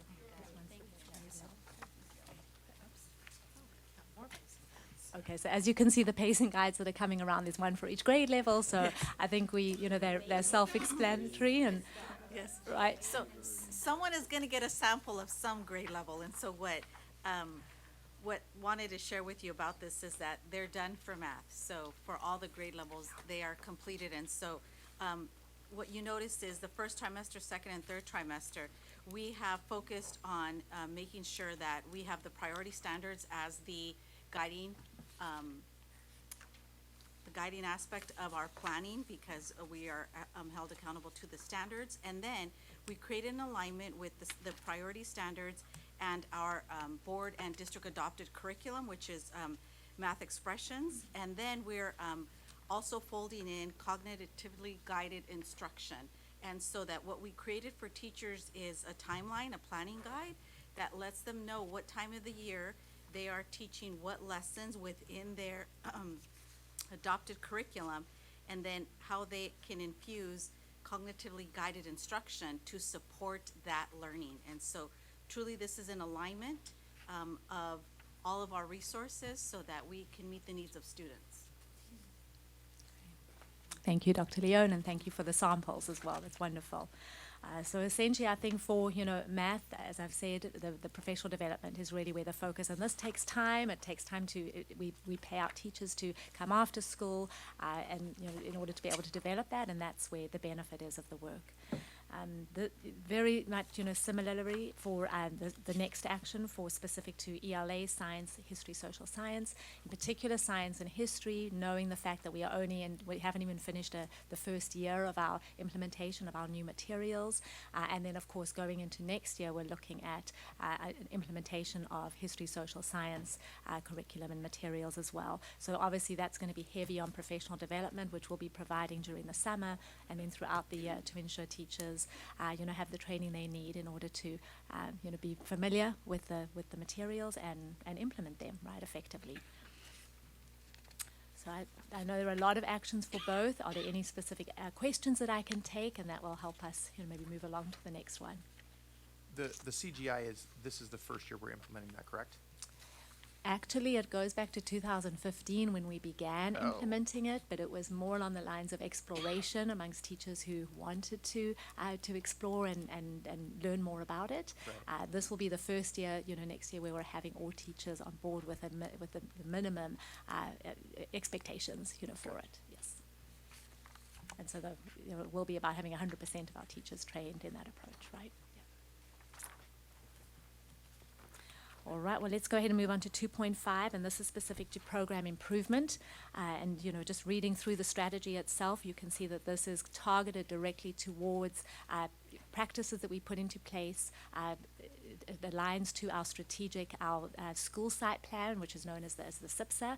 And so really we provide training for all of our site administrators in order to develop that plan at the beginning of the year. They meet with their school site councils, which is composed of staff and parents, to build the goals, to track their progress throughout the year. But again, we provide the training at the district level to help through that process. One thing that I referred to earlier to differentiated assistance, which is the district level targeted support that Orange County Department of Education provides. We've had 16 of our schools identified for what's referred to as ATSI, which is additional targeted support and instruction.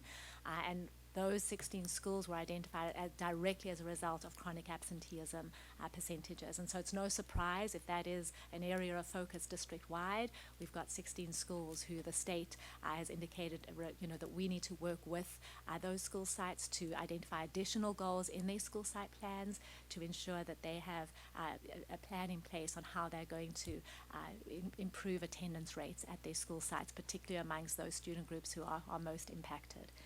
And so that requires professional development and training that we provide at the district level to those school sites and support that we can give them. We're working very closely with Orange County Department of Education. It's something that Dr. Spessard is directly involved in bringing those principals together regularly.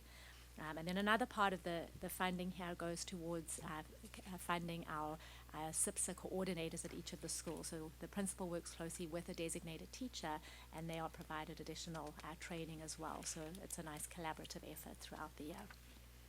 So any questions on that one? Okay, very good. All right, the next one is professional development, and you'll see this is another just a really big chunk of funds that are assigned to this, and for good reason. Our TOSA salaries, again, a portion of that comes directly out of this section, and then the predominance of all of the professional development, the hours that we pay our teachers, the substitutes that we use to cover our teachers if it's the PDs happening during the day, all comes directly out of this particular funding source. Any of the work that we do directly towards developing our pacing guides, which Dr. Leone has shared what we've done at elementary level. That same focus is happening at the middle and the high school level. And again, with that, once they're developed, it's about then giving the training to our teachers to ensure they're implementing and following those guides to ensure everyone's on the same. There's alignment and cohesion right across the district. So that's a big piece there. PLCs, professional learning collaboration, that's really the ability communities, that's the ability for our teachers to come together at the school site, but even then at the district level when we bring teachers together for a focused reason, such as development of pacing guides or assessments. So all of the funding comes directly out of this section as well. There are a lot of them there, but for good reason. So any questions on that particular section? All right. Oh, yes, go ahead. I do have a question. I didn't agree to any 2 questions. That's between you guys. When it's the bottom of page 75, it says provide training to staff on effective communications with families for the purpose of improving student learning and educational partnerships. Is that, when you say partnerships, is that parents? Is that who you are addressing? Typically, yes. Typically? Yes, right, yes. Okay. Any other?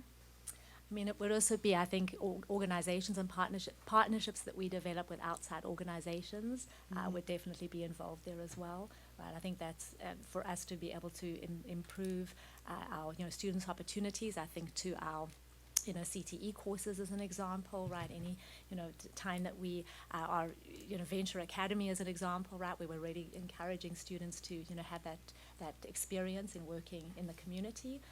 The development of those partnerships can only benefit and help. I think for our school sites, when they are through their, PTA funds, right? There's a benefit when they have that ability to reach out to local communities to, just collaborate and work together, right, to increase funding, but there's opportunities for students as well. It's a combination, I think, of both.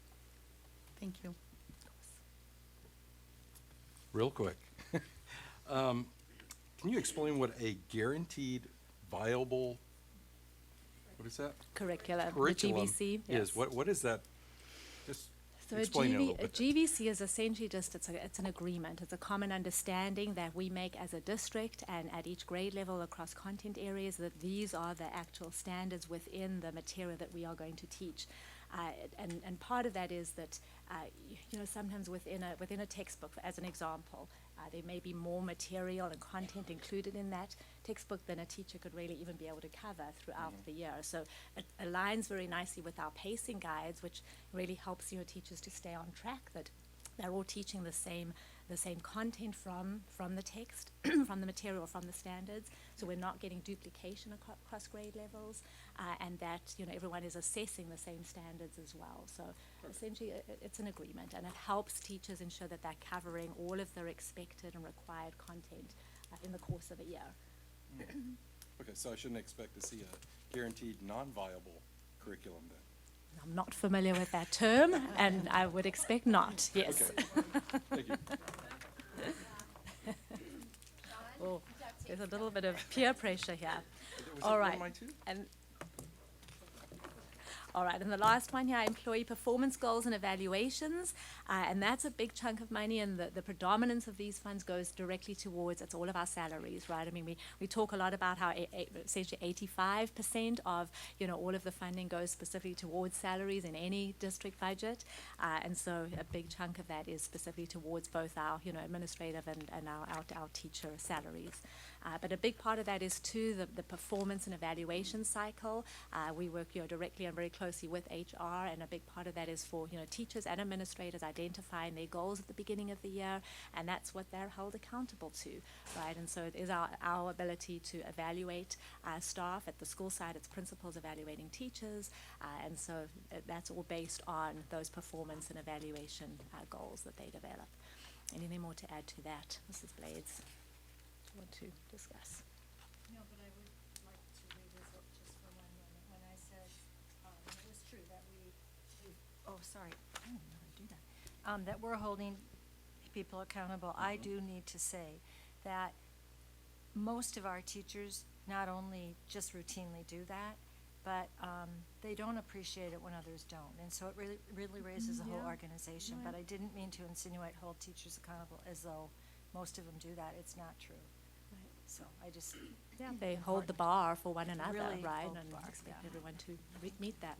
I love that. It's a nice way of saying that. All right, any questions on that last one? I just had a comment.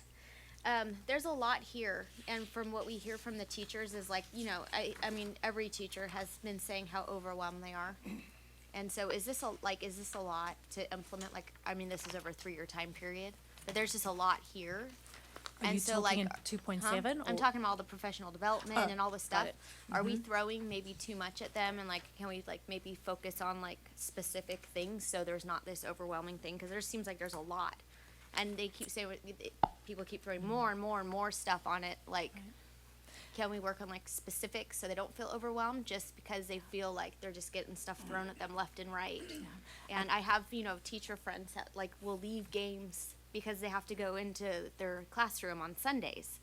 And it's just kind of, you wish that a teacher could enjoy their whole weekend. And so I'm just wondering if like, instead of having so much here, if we focus on, I mean, I know there's a lot and there's a lot of different areas, but just thinking of the teachers. I think that's definitely the plight of a teacher, right? It's always finding that balance, and they're some of the hardest working people I know. I would absolutely agree with that, and you're right. I know many who come in on the weekends, as much as I hate to hear that. I think what we do continue to hear from teachers now more than ever is their request for more professional development in these areas. And so I think what we have done really well. We haven't been able to do as much of the PD in the last 2 years, and so, that's what we keep overhearing. And so as we're developing our Summer Institute and just our focus for PD for next year, we're really trying to fine-tune it and target it to our areas of highest need.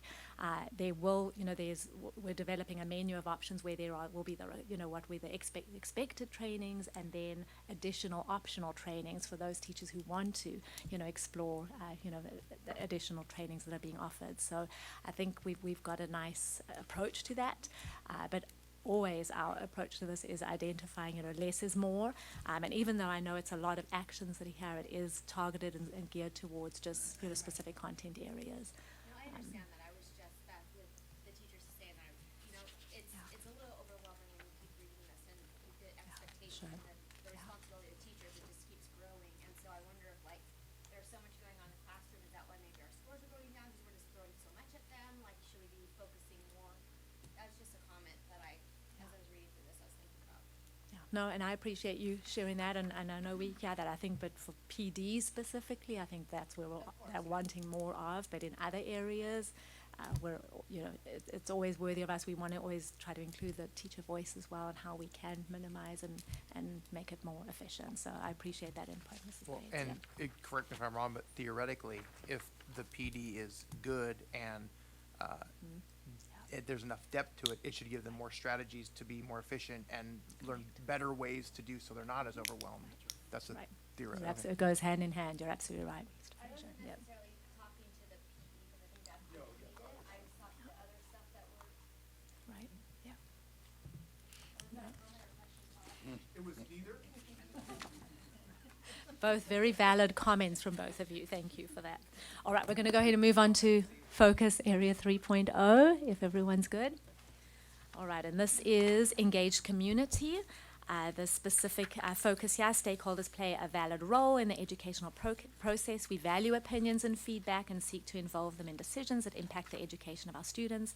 And we establish a culture that encourages positive relationships amongst our students, staff, and parents, as well as educational business and community partners. All right, and then obviously at the bottom of that, we start with our metrics and reporting results.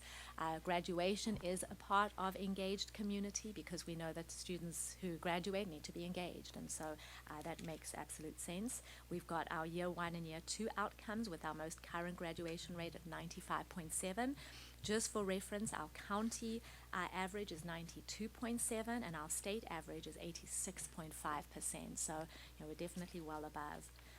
Also included here is the dropout rate, which I had shared in the slides that we began for both middle and high school.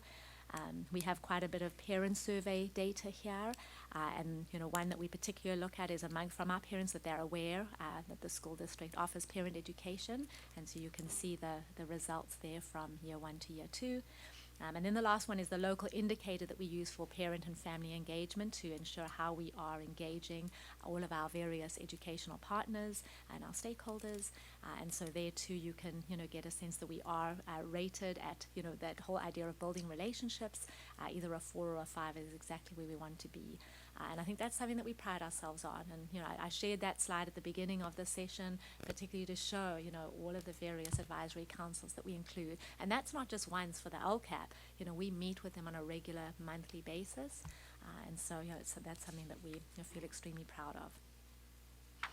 All right, so 3.1 is specific to advisory groups, and it's not a lot of funding that's there because essentially that goes towards maybe providing food at those meetings. If we're doing handouts and materials, it's about ensuring that we have money for that. But essentially, this is it's our teacher and classified advisory groups that we meet with. We have a high school student advisory group, our community advisory group, which is created of one parent representative from each school that we meet with regularly. We have our advisory and inclusion and access committee, and then our special ed community advisory council as well. So it really is about just incorporating throughout. So really all of those actions are geared towards how we continue to engage our community. Any questions there? So I don't know if this would fit in 3 or if it dovetails with area one. But I was told of a program, I forget which district it was that uses it, but it's specifically for high school. It'd be ASB for all, where the district funds ASB for all students. Then that trickles into the ASB funds, and then that also, so it fully funds ASB. All students get to participate in all the events where ASB stickers get you into, or discounts or whatever. And then as well, then it would also feed into the athletics. And because I know that ticket sales go to ASB, and there's other things funding wise. If we had a program similar to that, I don't know if that, and student engagement is what I know it would be. I just don't know if there's a way to fit that in 3 or 1 or both. But that was a program I thought that was really kind of innovative, and that fed a lot of student engagement, and it fixes a lot of the things that we've talked about just across the board. So I don't know if that's ever been. I haven't heard of it before. I think we'd love to learn more about Yeah. it. I have, somebody send it to me, and so I have the presentation of it. So I'll get that to you guys, because that was really pretty Sure. smart. Yeah, I Um, agree. Yeah. So, and as far as inclusion goes, and Absolutely. because there's lots of kids, Checks school all the connection. I boxes. mean, there's so many levels that would address. So Love that, yeah. I'll And I get think that it would fall information. in engagement, and so, Yeah, you know, okay. we could definitely fit it in there. But yeah, more information on that would be great, Good, and we'll yeah. make a note of it too, to follow up. Thank you for that. All right, the parent education part, I'm going to turn that over to Mr. McAlinden to speak to. Thank you. We do have a number of, as you're aware, we have a comprehensive parent university program that has a number of different classes that are offered throughout the year. And I know we've talked over the years about whether we have them centralized here at the district office or pushing them more to the school communities, and we've done both. Different locations over at the PDA, done them here at the district office, we've done them at different school sites, just to give parents more access, and we've even expanded our online offerings as well. So parents that just don't have the transportation or just childcare or anything like that, they can still participate in those. So we've offered a number of parenting classes this year in the areas of academics, parent support, some parenting related kind of classes. We have 2 coming up on cyberbullying, and also one on the dangers of fentanyl risk and that sort of thing. So we have that coming up to share with families, and excited to continue to offer those. Spanish and English, we usually offer them in 2 different languages. Thank you, Mr. McAlinden. How's the amount of people showing? How's that? It depends on the topic, and we also know that it also depends on whether it's in person versus remote. Remote seems to get a higher participation rate, probably convenience, but it really depends on the topic. We've held them here in this very room with as many as 100 people that show up. Again, the online participation is usually much greater. Some of the online classes are also offered through the Orange County Department of Ed, so we advertise them if it's a topic that we think is of interest to our parents. So it's really hard to gauge how many are PYL families versus just families from around the county, but they're usually pretty well attended, and usually parents who want access are able to get access. Okay, I have a couple questions or suggestions in this area. Are we doing English classes for parents? We do offer that. Well, go ahead. Sure. Not at this time. We originally were, but we are looking into that because we have heard from our families that is an interest. They were discontinued, during COVID, and so it would be about, I know Dr. Spacewell is adding that to explore.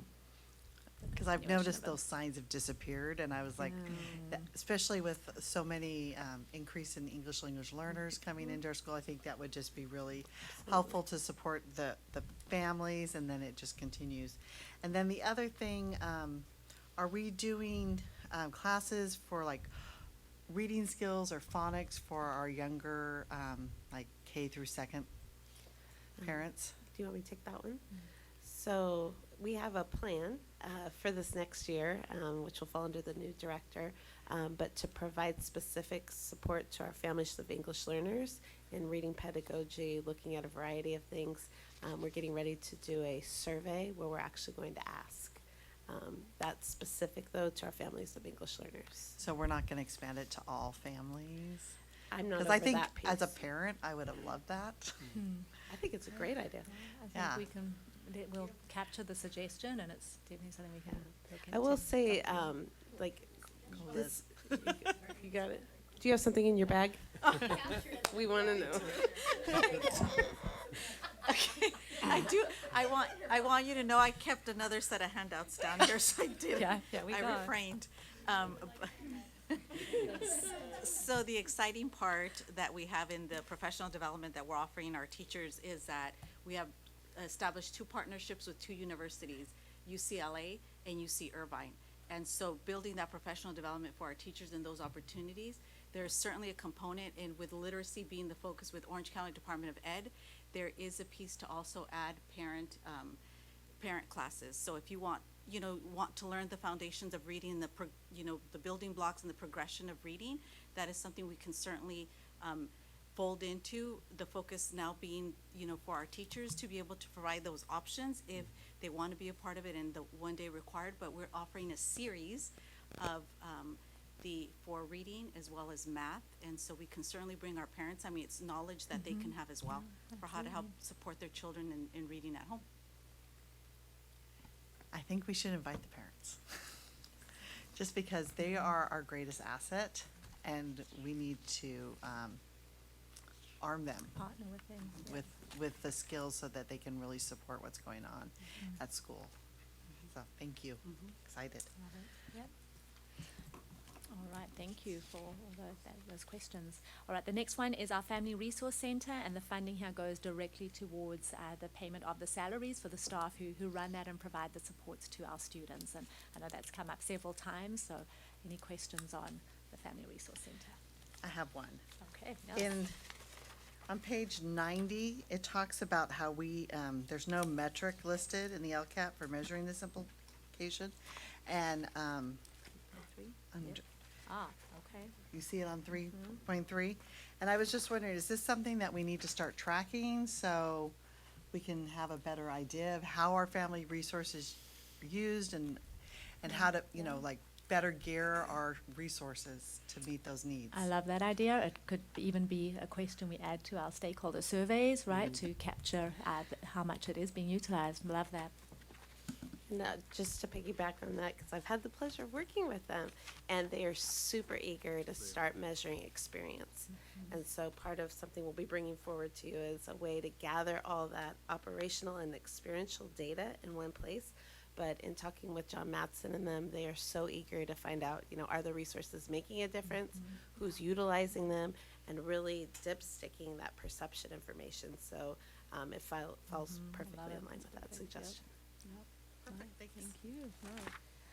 All right, and the next one, let's see, is communication, and it's not a lot of funds assigned to that, but this really speaks to, the many ways that we share and distribute and keep our community members and family members informed, and also how we, make that two-way communication, right? How we, gather feedback and input from them.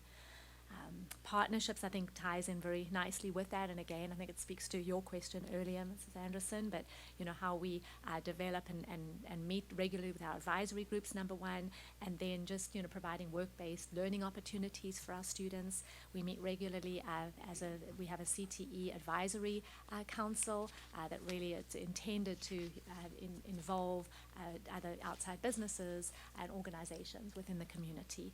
Again, just to promote that sense of collaboration and partnership. And then really surveys, that's our stakeholder surveys that we send out every year, and the predominance of the cost there, it's not about distributing the surveys, but once we get the information, it's about calibrating and looking for the themes and actually pulling out, and analyzing them, pulling out the data that we need to get so we can inform, right, our plan. Any questions on any of those? One more of a comment on the communication. There was a comment made about, somebody said something about getting notified about board activities, and the website, it's just not necessarily user-friendly. I think communication as far as what's happening at the district level needs to be better. I don't know if, $300 isn't going to make anything better. But I do think that's something we need to look into to see how we can make that better. I know We have a text service that goes out when we have emergencies and things. I don't know if there's a way. We have a new platform that we're utilizing for some things. I don't know if there's a way to integrate to parents and stakeholders so that they're more aware of what's happening. But I think that would be beneficial. Across Just the board. to dovetail on that, it was suggested that the ARIS platform would be able to provide parents with that quick information. If Can we utilize Aries for that, or is that? We can. I think it's actually through Blackboard is the Blackboard? platform that's used at the school sites that they use to distribute. And I think Alyssa Griffith, where is she? I don't know if we use that at the district level. She's the expert. Aries changing the password a lot. Yes, Blackboard is the mass communication system we use for phone calls, emails, text messages, and then mobile app notifications. We could certainly look into utilizing that for notifying, our stakeholders about board level activities.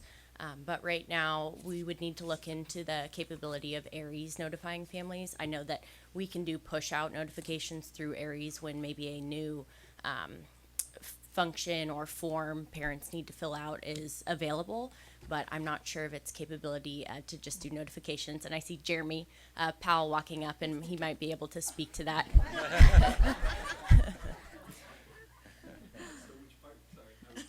Just plain, yeah.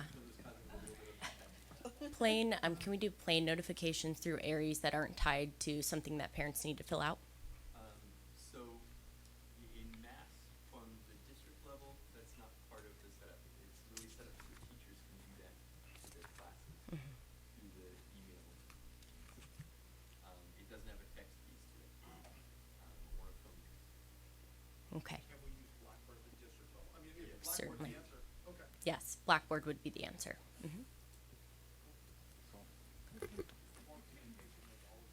Yeah, sure. Great suggestion. Thank you for that. All right, are we ready to move on to Focus Area 4.0? So let's do our final tab. Look at that. All right, so this is safe and respectful environments. It's a short one. It's a safe and respectful environment is essential to student success. We foster a culture that promotes the emotional health, safety, and well-being of students, staff, and parents. You'll look at, we have 6 strategies that align with this goal. Measuring and reporting results. This is where our safety plans come into, and almost everything that's listed on that page and the following one is everything that I included in the slide at the beginning of this presentation.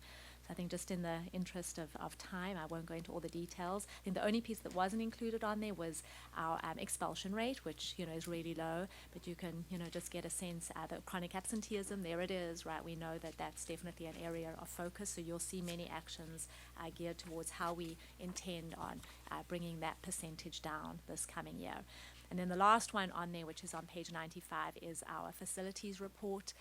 And so, there too we have, we continue to get just, positive feedback and outcomes from those inspection reports that we do annually. All right, so let's start with, yes, go ahead, Mrs. Buck. I was just going to go back to page 94. Yes. And we're at the local indicator for school climate. Sure. And our year 2 outcomes are 82%, 90%, and 80%. Are adjusted for the desired outcome for 23, 24 is also 82%. Are we not planning on having any growth at all?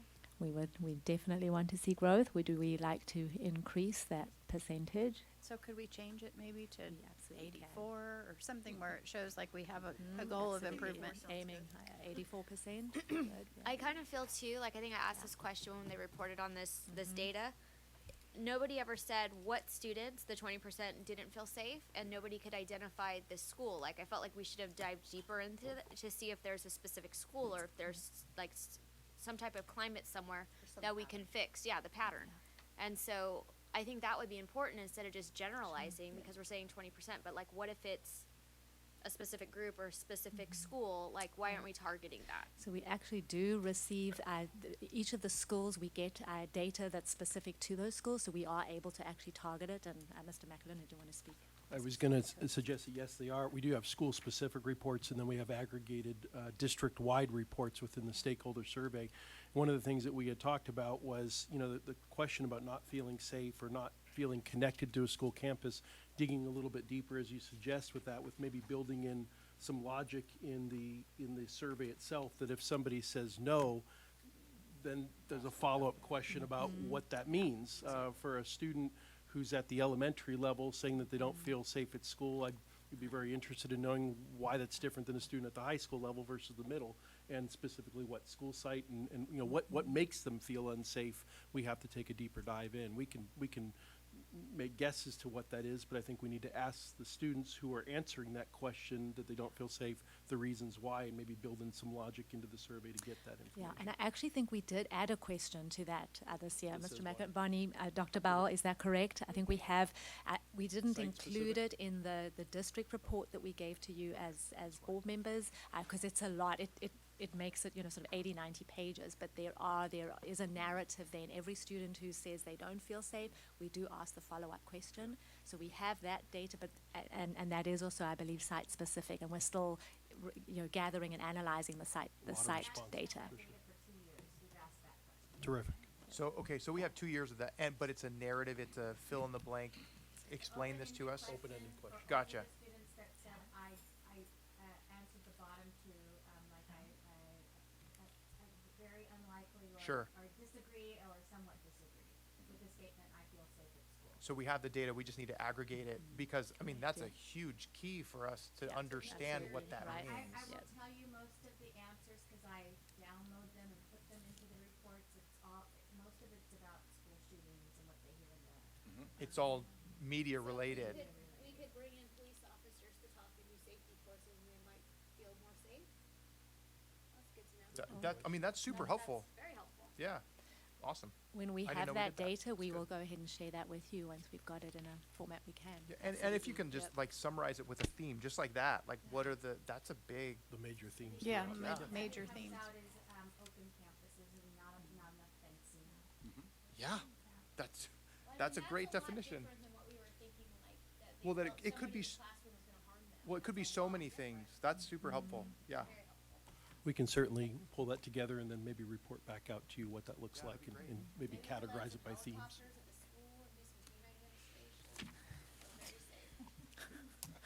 Mr. McAlinden? On that note.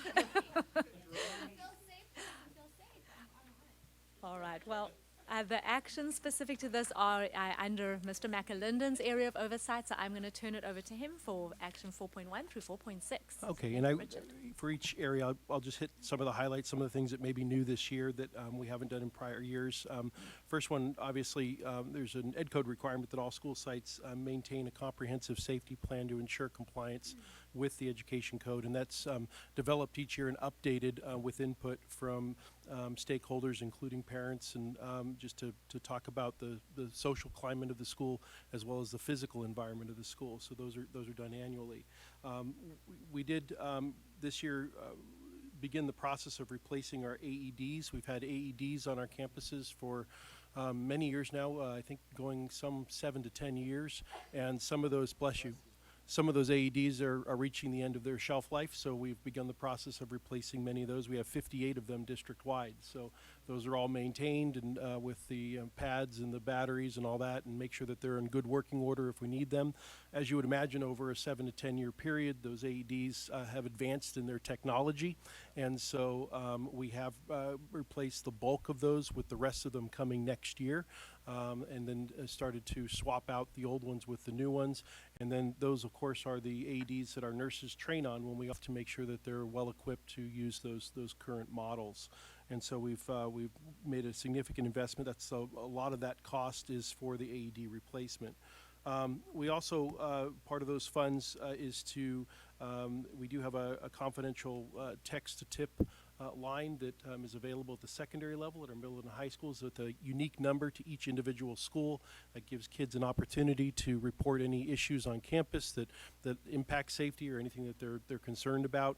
Those reports do go to identified school staff, usually the administrator.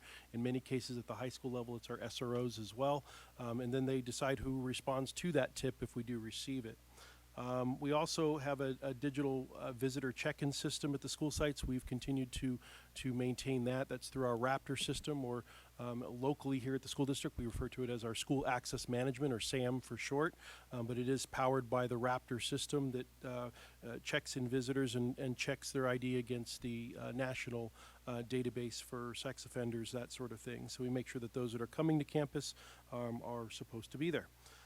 We also have a significant area here in the area of training. We continue to look for opportunities to train on different safety-related protocols across our district. The one specifically that we did this year is on our Run, Hide, Fight protocols, making sure that all of our schools across our district, every school, has received that training on with the local police departments. We've actually videotaped one of the SRO's presentations to be able to continue to share it out with those that maybe their schedule didn't allow for them to be there at the live training, but now they can at least see the video recorded training.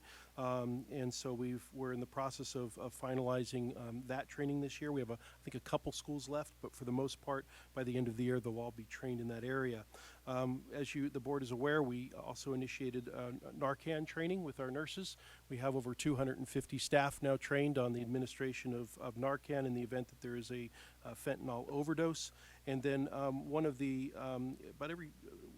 this year we have trained students and staff on suicide prevention strategies, certainly for our staff, what to do if a student comes up to you and makes a disclosure, or another student reports that another student's making a disclosure of suicidal risk, how to respond, who to route them to, that sort of thing. And then we also train our students at the 7th, 9th, and 12th grade levels. In some cases, some 8th graders, if they were able to attend the assembly.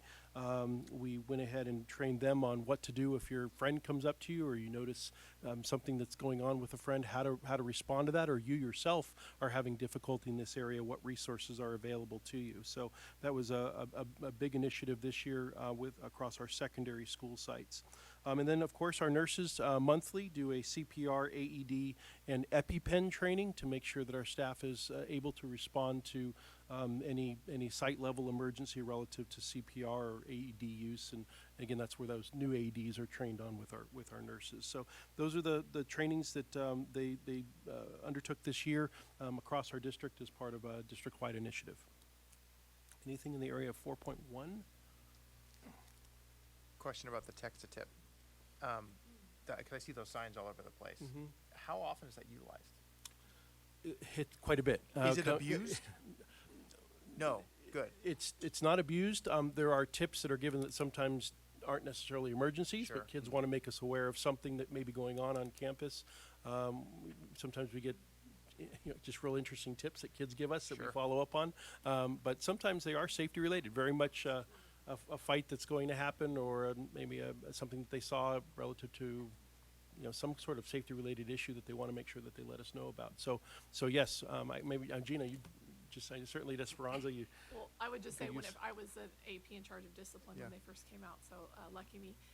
There was students like to test it at first to see, is someone really checking in, and what if I say this? But I think it's just now kids are used to it. It's what they have at their school sites. It's That's been right. around long enough that you get the occasional off message, but for the most Sure. part, it's really a safe way for kids to feel like they can report something, and I found it to be really effective at Good. my school. They talk about it in the behavior assemblies at the start of the year when they go over rules and expectations with our students.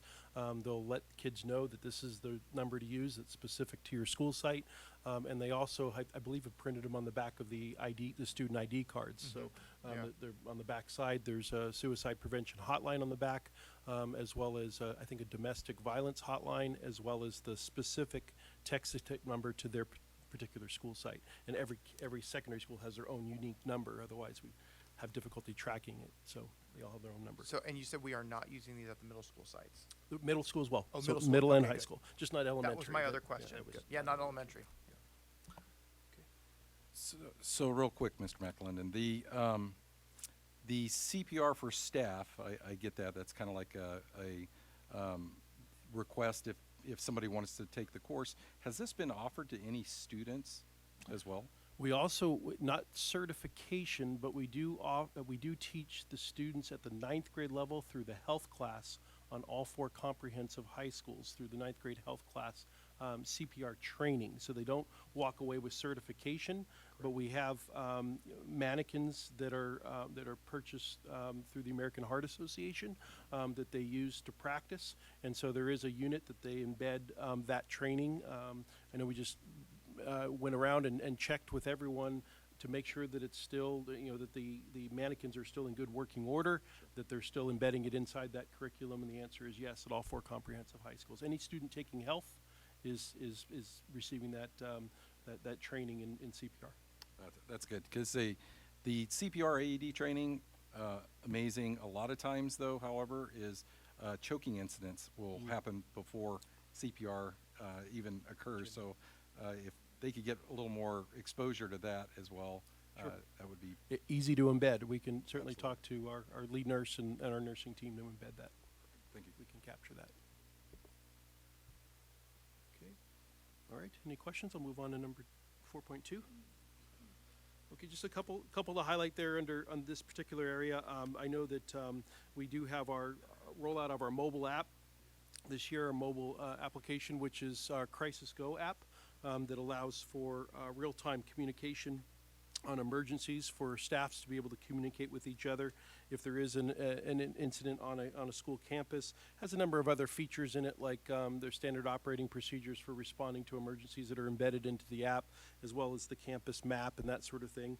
But that is something that was rolled out this year and used throughout the district. They're really getting used to the technology, so they're all in kind of different stages of using the application itself, but it was something that they're currently using in their emergency drills just to practice the communication. They can take attendance through it, that sort of thing. So it does integrate with ARES on a nightly basis, so it pulls all the data. So if students move from one class to the other or move from one campus to the other, the application is updated on a nightly basis through an upload that does allow it to keep current with the course rosters. And then the other one I'd just point out was our school resource officer support. We do currently provide 3 school resource officers. That makes up probably about a third of this funding is for the 3 officers, roughly $360,000 and change for those 3 full-time officers, 2 in Placentia and 1 in Yorba Linda. And I know there's been board interest in looking at Anaheim as well and their progress of bringing back their program. Looks like they may be at least exploring that possibility now. We're hearing that maybe they're looking at that possibility and starting to gather data with the possibility of maybe hopefully bringing it back, but no promises at this point. We're watching it very closely and hoping at some point they do bring it back so that we can provide it in all 4 cities that we serve. Any questions in 4.2?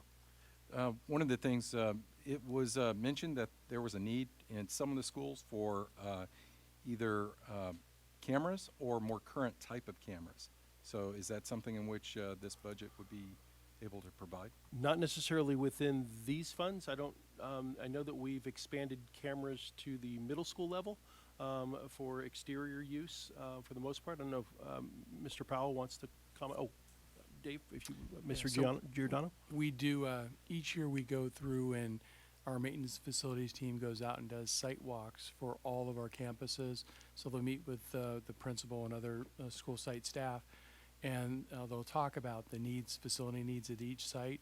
And so they did gather some data about security cameras, and we built that into our project list that we'll bring to executive cabinet to take a look at. But yeah, the plan would be to add cameras in certain strategic locations. Parking lots in the high schools was a big area that we were looking at adding some, and then some throughout the campus as well at different areas that just didn't have coverage. This isn't the No, correct. It is. It's different facilities funding, and so it's not included here. Yes. I was just, because I was looking at this list that has the stuff that's not in here, and in that same facilities area, so we talked about automatic doors and buzzing system at George Keys, but that wouldn't be LCAP, that'd be other Correct. funding, okay. Yes, that's outside LCAP. Okay, any other questions for 4.2? I just want Sean to give a demonstration of the Heimlich. Not it. Not it.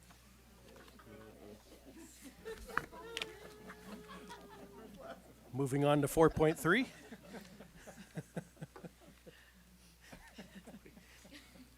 Okay, if I could talk. All right. Just in the area of alternatives to suspension, obviously, you're aware of our alternative to suspension location. Not only do we have a centralized location near the Professional Development Academy, actually within the building there, or next to the building there, that allows us, school staff, to provide an alternative to suspension in lieu of sending a student home. So built within that is the opportunity for students to talk about why they got there, the decisions that they made, and hopefully keep them from making the same mistake again. There is a curriculum that we do provide to them, depending on what they did to get there. There is a curriculum that can help them kind of walk through their decision making. What would they do differently the next time? It's the base ed curriculum that helps them walk through whatever infraction they did to get to the alternative to suspension. But it really is with the goal of reducing our suspension rate and also increasing our attendance, because the students are doing that in lieu of being suspended for a day or two. So we are continuing with that next year as an option. And then the other thing I'll mention, we did also provide on-campus intervention for students. So we have some funding for some hourly support to provide, I think they're subs, correct, Gina? Is it? Long-term subs, thank you, on the site level, so that it gives the schools an on-site location for in lieu of suspension, just so the students can kind of redirect. It gives them a location on campus so that they can go to that and then not be suspended as a result of whatever they did to enter into that. So that's another area that helps reduce our overall suspension rate. Anything else in that area? Okay. Next one, in terms of 4.4, this is obviously a big area of focus relative to attendance and chronic absenteeism. I know that with attendance, we do at the beginning of the year look at our protocols and meet with our attendance folks from each of our sites to talk about protocols and tracking attendance, just to ensure that the protocols that we have across our district are being consistently implemented. And that has to do with how we distribute attendance letters to our parents, how we make sure that we communicate effectively with our parents and do it in a timely manner, so that we can emphasize not only the importance of daily attendance, but also helping parents know that how many days a student has been missing and whether or not they're reaching a point of being chronically absent. By definition, by state definition, chronic absenteeism is 18 days. Or it's actually 10% of the time that the student is actually enrolled in the school. So for 180 school days, it's 18 days during the course of the year. So if a student is only there half a year, they can be chronically absent with 9. But it really is a percentage of the total amount of time that they're enrolled. And we've obviously know that the more that we can, the quicker we can intervene to identify the reasons why a student isn't coming to school, the more effective we are in changing that pattern. And so one of the areas of emphasis is in the area of our SARTs, which are our school site attendance review teams. Historically, the SARTs maybe were looked at as being more punitive in nature, and they really aren't intended to be that. We really want to make sure that it's a partnership with our families. When mom and dad, when they start to see that pattern of missed school, there may be all kinds of reasons why a student isn't coming on a regular basis. So we want to make sure we bring the family in. If it's a health-related issue, we invite the nurses. If it's a mental health-related issue, we make sure our counseling support or our wellness support is there to address that.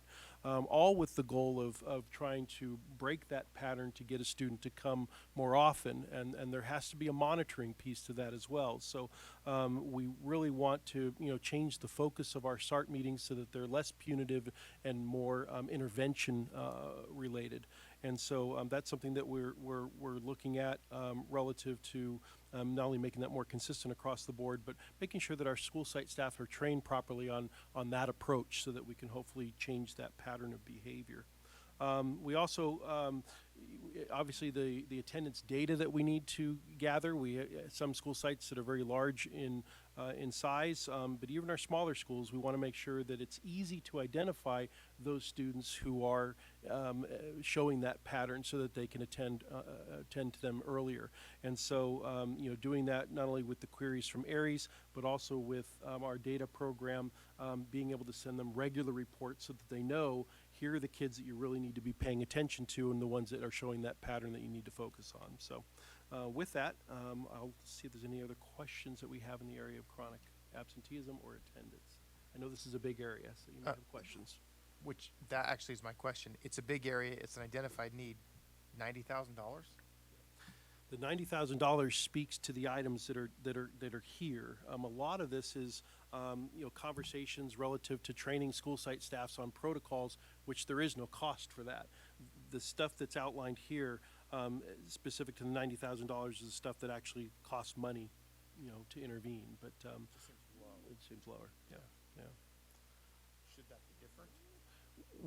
If we are going to add any other types of interventions that have a cost to it, then yes, we can make that adjustment. But right now, the things that we're planning on doing, it's just, a lot of it is just the follow-up with staff. For example, if we're having, it's legwork. And a lot of it is, for example, resources that we already have in place. If we're connecting a family with a wellness specialist, or we're connecting a family with a health-related issue, that staff is already in place to do that intervention. It's just, what are those procedures to make sure that there's consistency in how we, route kids to those interventions? Yeah. That's helpful. I used to have to respond and take kids to school in the morning, and I would just throw them in their pajamas, and I never got a call again. I was gonna ask, do we do, how extensive of home visits do we do, or to go out? Not do- necessarily with the police officer to put them in the car, but, but to get them, or to actually get out there and We generally don't give kids rides, Right. but we do a lot of home visits to find out what's happening within the home. And oftentimes, we're invited by the family who's having difficulty getting the student to comply with their directions to get out of bed and get going. So sometimes it's much more than just a non-compliance issue. Sometimes there are very serious mental health issues that are connected to it, and the parent just doesn't have the wherewithal to be able to know how to navigate that. So we work in partnership with them through our whether it's through Care Solace, whether it's through routing them through a community resource, whether it's just getting a student to know what their plan is to get them back for part of the day, and then gradually build on that. So we do quite a few home visits, not only at the district office level through student services, but also through the site level, just going out and trying to engage a student in a different way to get them to come. thank you. But needs are so vast. I mean, and how they're presenting themselves is very, very vast. But I like the idea of more money in this area, though, too. We can look at that. Just got to talk to Dave. We'll have a conference.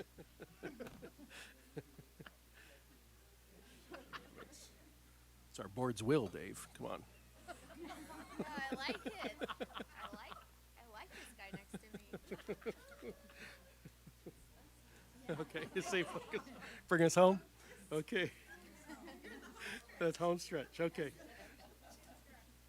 Well, obviously, in the next area, in the area of 4.5, which is an area that there's a considerable amount of funding for, really has to do with our mental health support. And our board in our district has really doubled down in this area and invested a considerable amount of money, really with that intent of intervening for those mental health needs. And it does cover things like our outreach concern program, which is, I think, $144,000 of that money that just helps at the elementary level. We have wellness specialists, we have counselors, both really K-12, all levels, and that's what the bulk of this is for staff, mental health provided staff. So really is a testament to the commitment from this board to really provide those services for our families.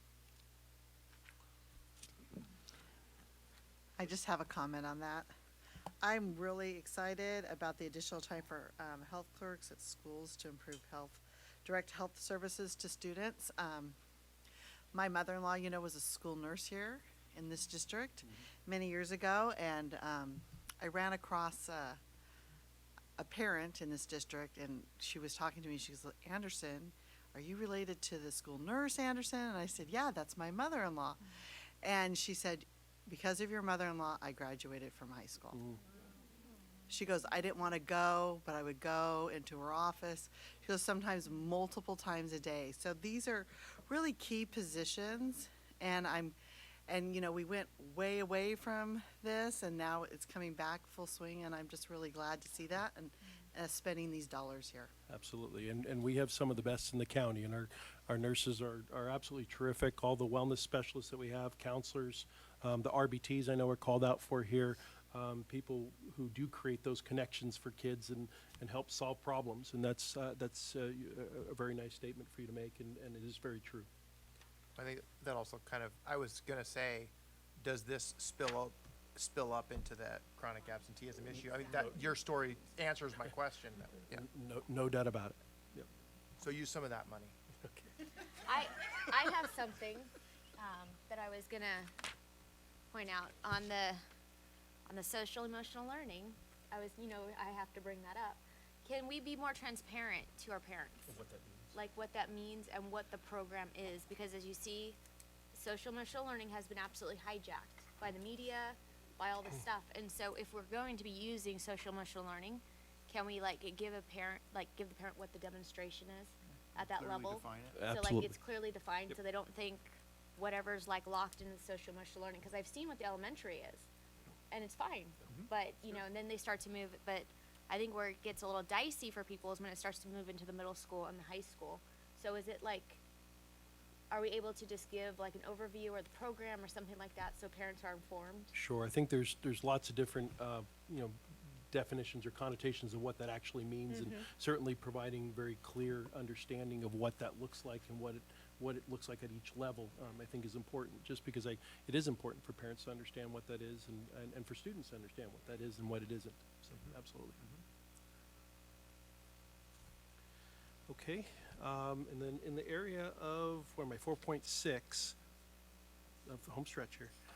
Just the one, several different areas. I know that we have a district-wide effort to increase our positive behavioral interventions and supports, otherwise known as PBIS. And maybe Shelley, if you want to talk about where we are on that, or Dr. Spesser.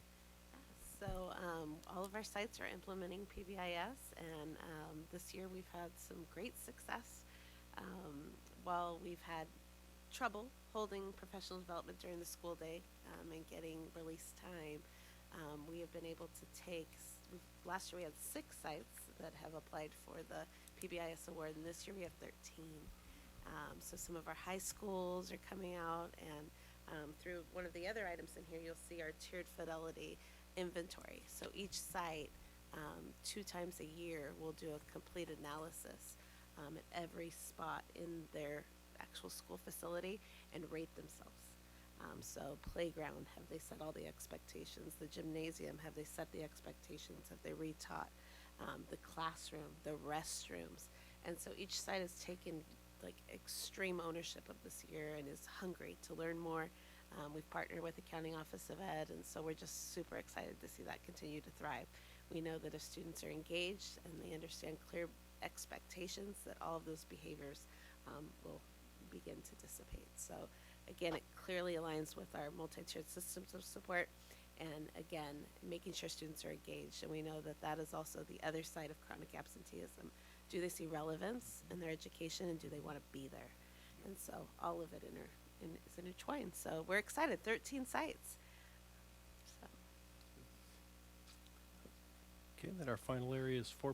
I don't know if Suzanne or... Real quick, does the PBIS include the drug sniffing canines?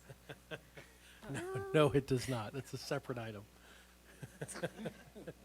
No, it does not, Mr. Youngblood. We do agree with dogs on dogs are campus, cute. It's but positive, yeah, right? That's positive. we're good with dogs Yeah, on campus. therapy. The therapy dogs, maybe, right? Not the All labs, right? sniffing ones. Yeah. I got a couple of labs I can let you borrow. All right, we'll move on to our last one, 4.7, and this is in the area of nutrition. And we've got, $32,000 that are set aside here, and it's specifically around ensuring that we have, healthy and nutritious offerings. Our Director of Nutritional Services, Suzanne Morales, who is in the audience, she really has done a wonderful job at bringing out and implementing a program where she's including the voice of students, and our chef takes out regularly new courses and new meals and asks students to taste, and they get feedback from them, and that's really how they have made adjustments to the menu and ensuring that we are putting things on there that students enjoy and like. And so, and here she is. Do you want to share anything else specific on that, Mrs. Morales? Out of my comfort zone, but thank you for allowing me to present. Regarding the area of nutrition for 4.6, each of these implementations were really designed to better engage students and student feedback and student implementation, mainly from a nutrition education standpoint, because I really feel, and my team feels, is that the cafeteria really is the opportunity for it to be the first nutrition classroom. It's the first place that students get choice, as opposed to at home, so we want to really adhere to that. We've kind of taken the route of trying to engage students on more feedback. It was a little difficult this year, I'll be honest with you, simply from the standpoint of our labor. All of our management level people were actually serving students many days, and so to do some extra items and things like that where we're going out to school sites did become difficult on an ongoing basis.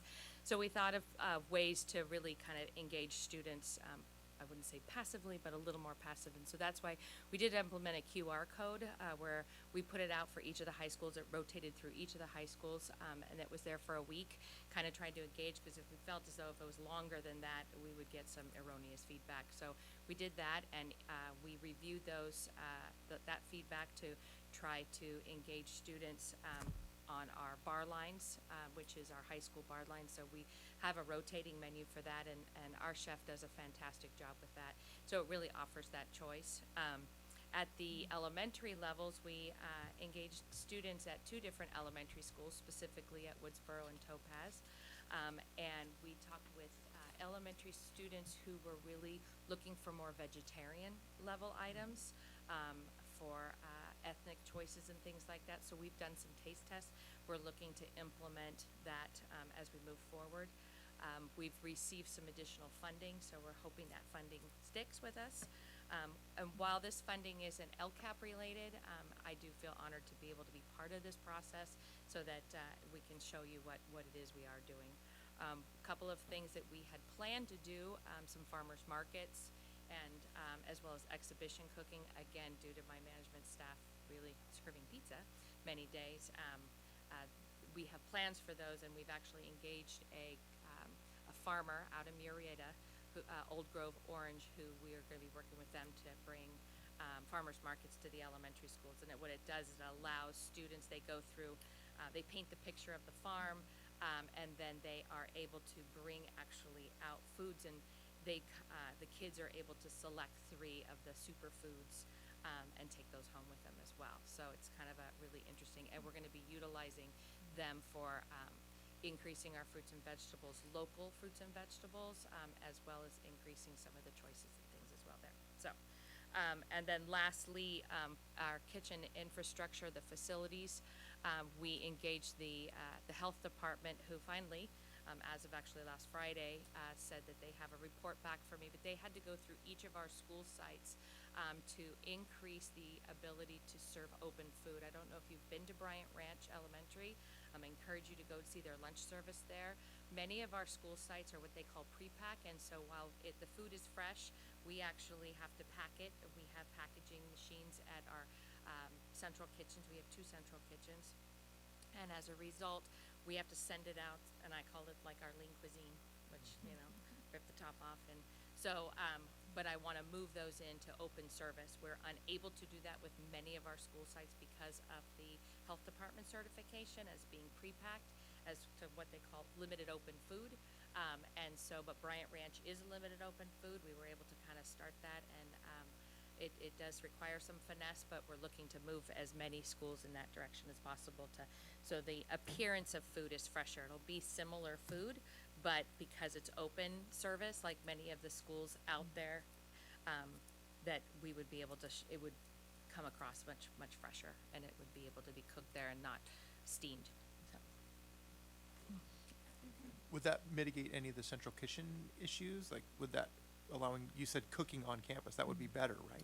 It would, they currently heat on campus. Yeah. And so this would be more cooking, if you will. Limited open food still does not allow for fresh produce to come in and that's a production kitchen, which is the next level. So many things would be ready to go, but we would be putting it together on site. Okay.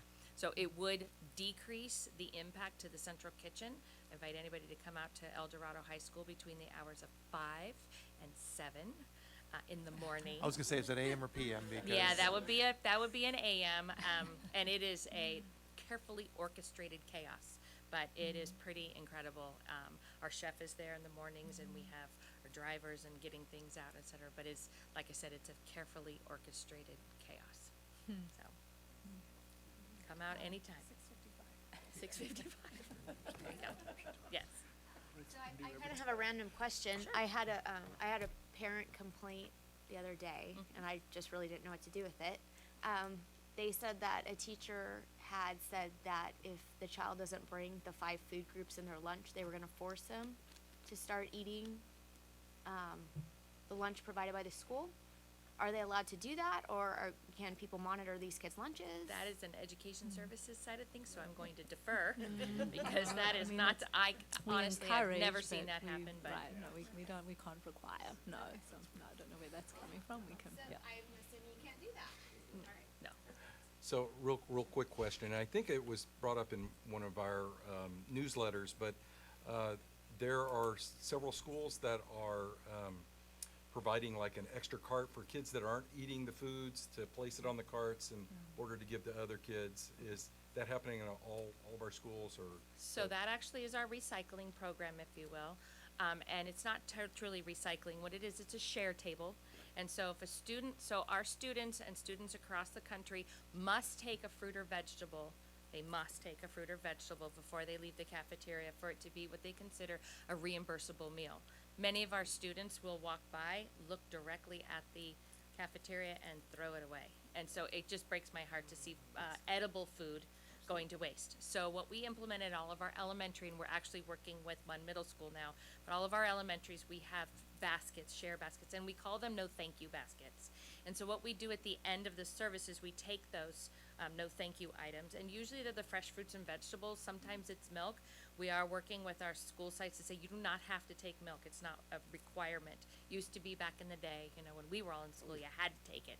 You do not anymore, so we encourage kids, if you're not gonna eat it, don't take it, which is kind of a mixed message with the fruits and vegetables. But we collect all of the edible portions, if you will, so if a bag is open, we'll throw it away or something.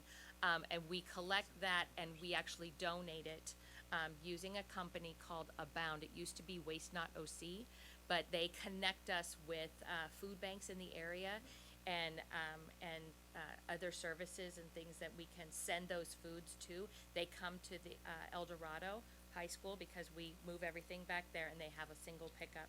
And so then we document that pickup. And like I said, currently it's all of our elementaries. Our middle schools, it's a little harder to collect those things on a campus like a middle or a high school. We actually do it at Valencia High School, and we're working with Kramer to figure out how to get that and get it where it needs to go. So. That's a phenomenal program. Yes. Like, that, we need to talk about that. I will tell you that program started with a Girl Scout Gold project from a student at Valencia High School. She picked up to start the whole program a few years ago, pre-COVID, a few years ago, and she did it at Tynes, which was her elementary school. Yeah. And so she really kind of helped us to really focus and launch the program. That's a great, I hear about carrots getting thrown all over at Esperanza High School, and I'm thinking, yeah, that's a great idea. I also know that we had to cut through a lot of red tape to keep them out. Yes, Oh, no yeah, one makes it that would easy. be a difficult thing to get. Just the fact that you got it done, that's a big deal. Thank you. No, thank you. Any other questions? Wow, well, that's a perfect way to end with that. Thank you, Mrs. Morales. And I just love the way that she's embedded so many elements of education, and it really speaks to the collaboration right across departments. So it brings us to the end. I just want to thank you all for your engagement, your active participation throughout, your input, your questions, your feedback. We've captured it.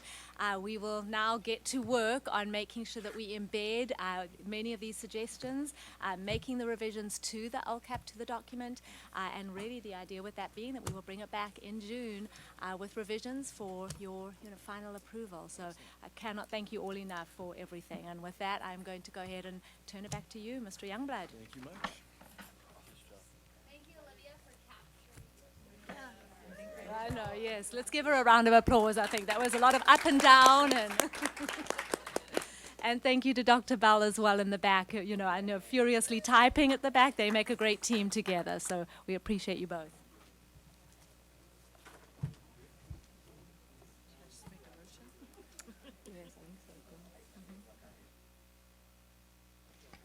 All right, Mr. so Youngblood? thank you, everyone. At this time, I'm gonna need a motion to adjourn. I'll make a motion. Hold on, jeez, guys. Who was that first? Who was that, Marilyn first? Okay, and then Todd, you did? Oh, it was Carrie, okay, so Marilyn, Carrie, all right. All right, I have a motion, I have a second, all of those in favor? Aye.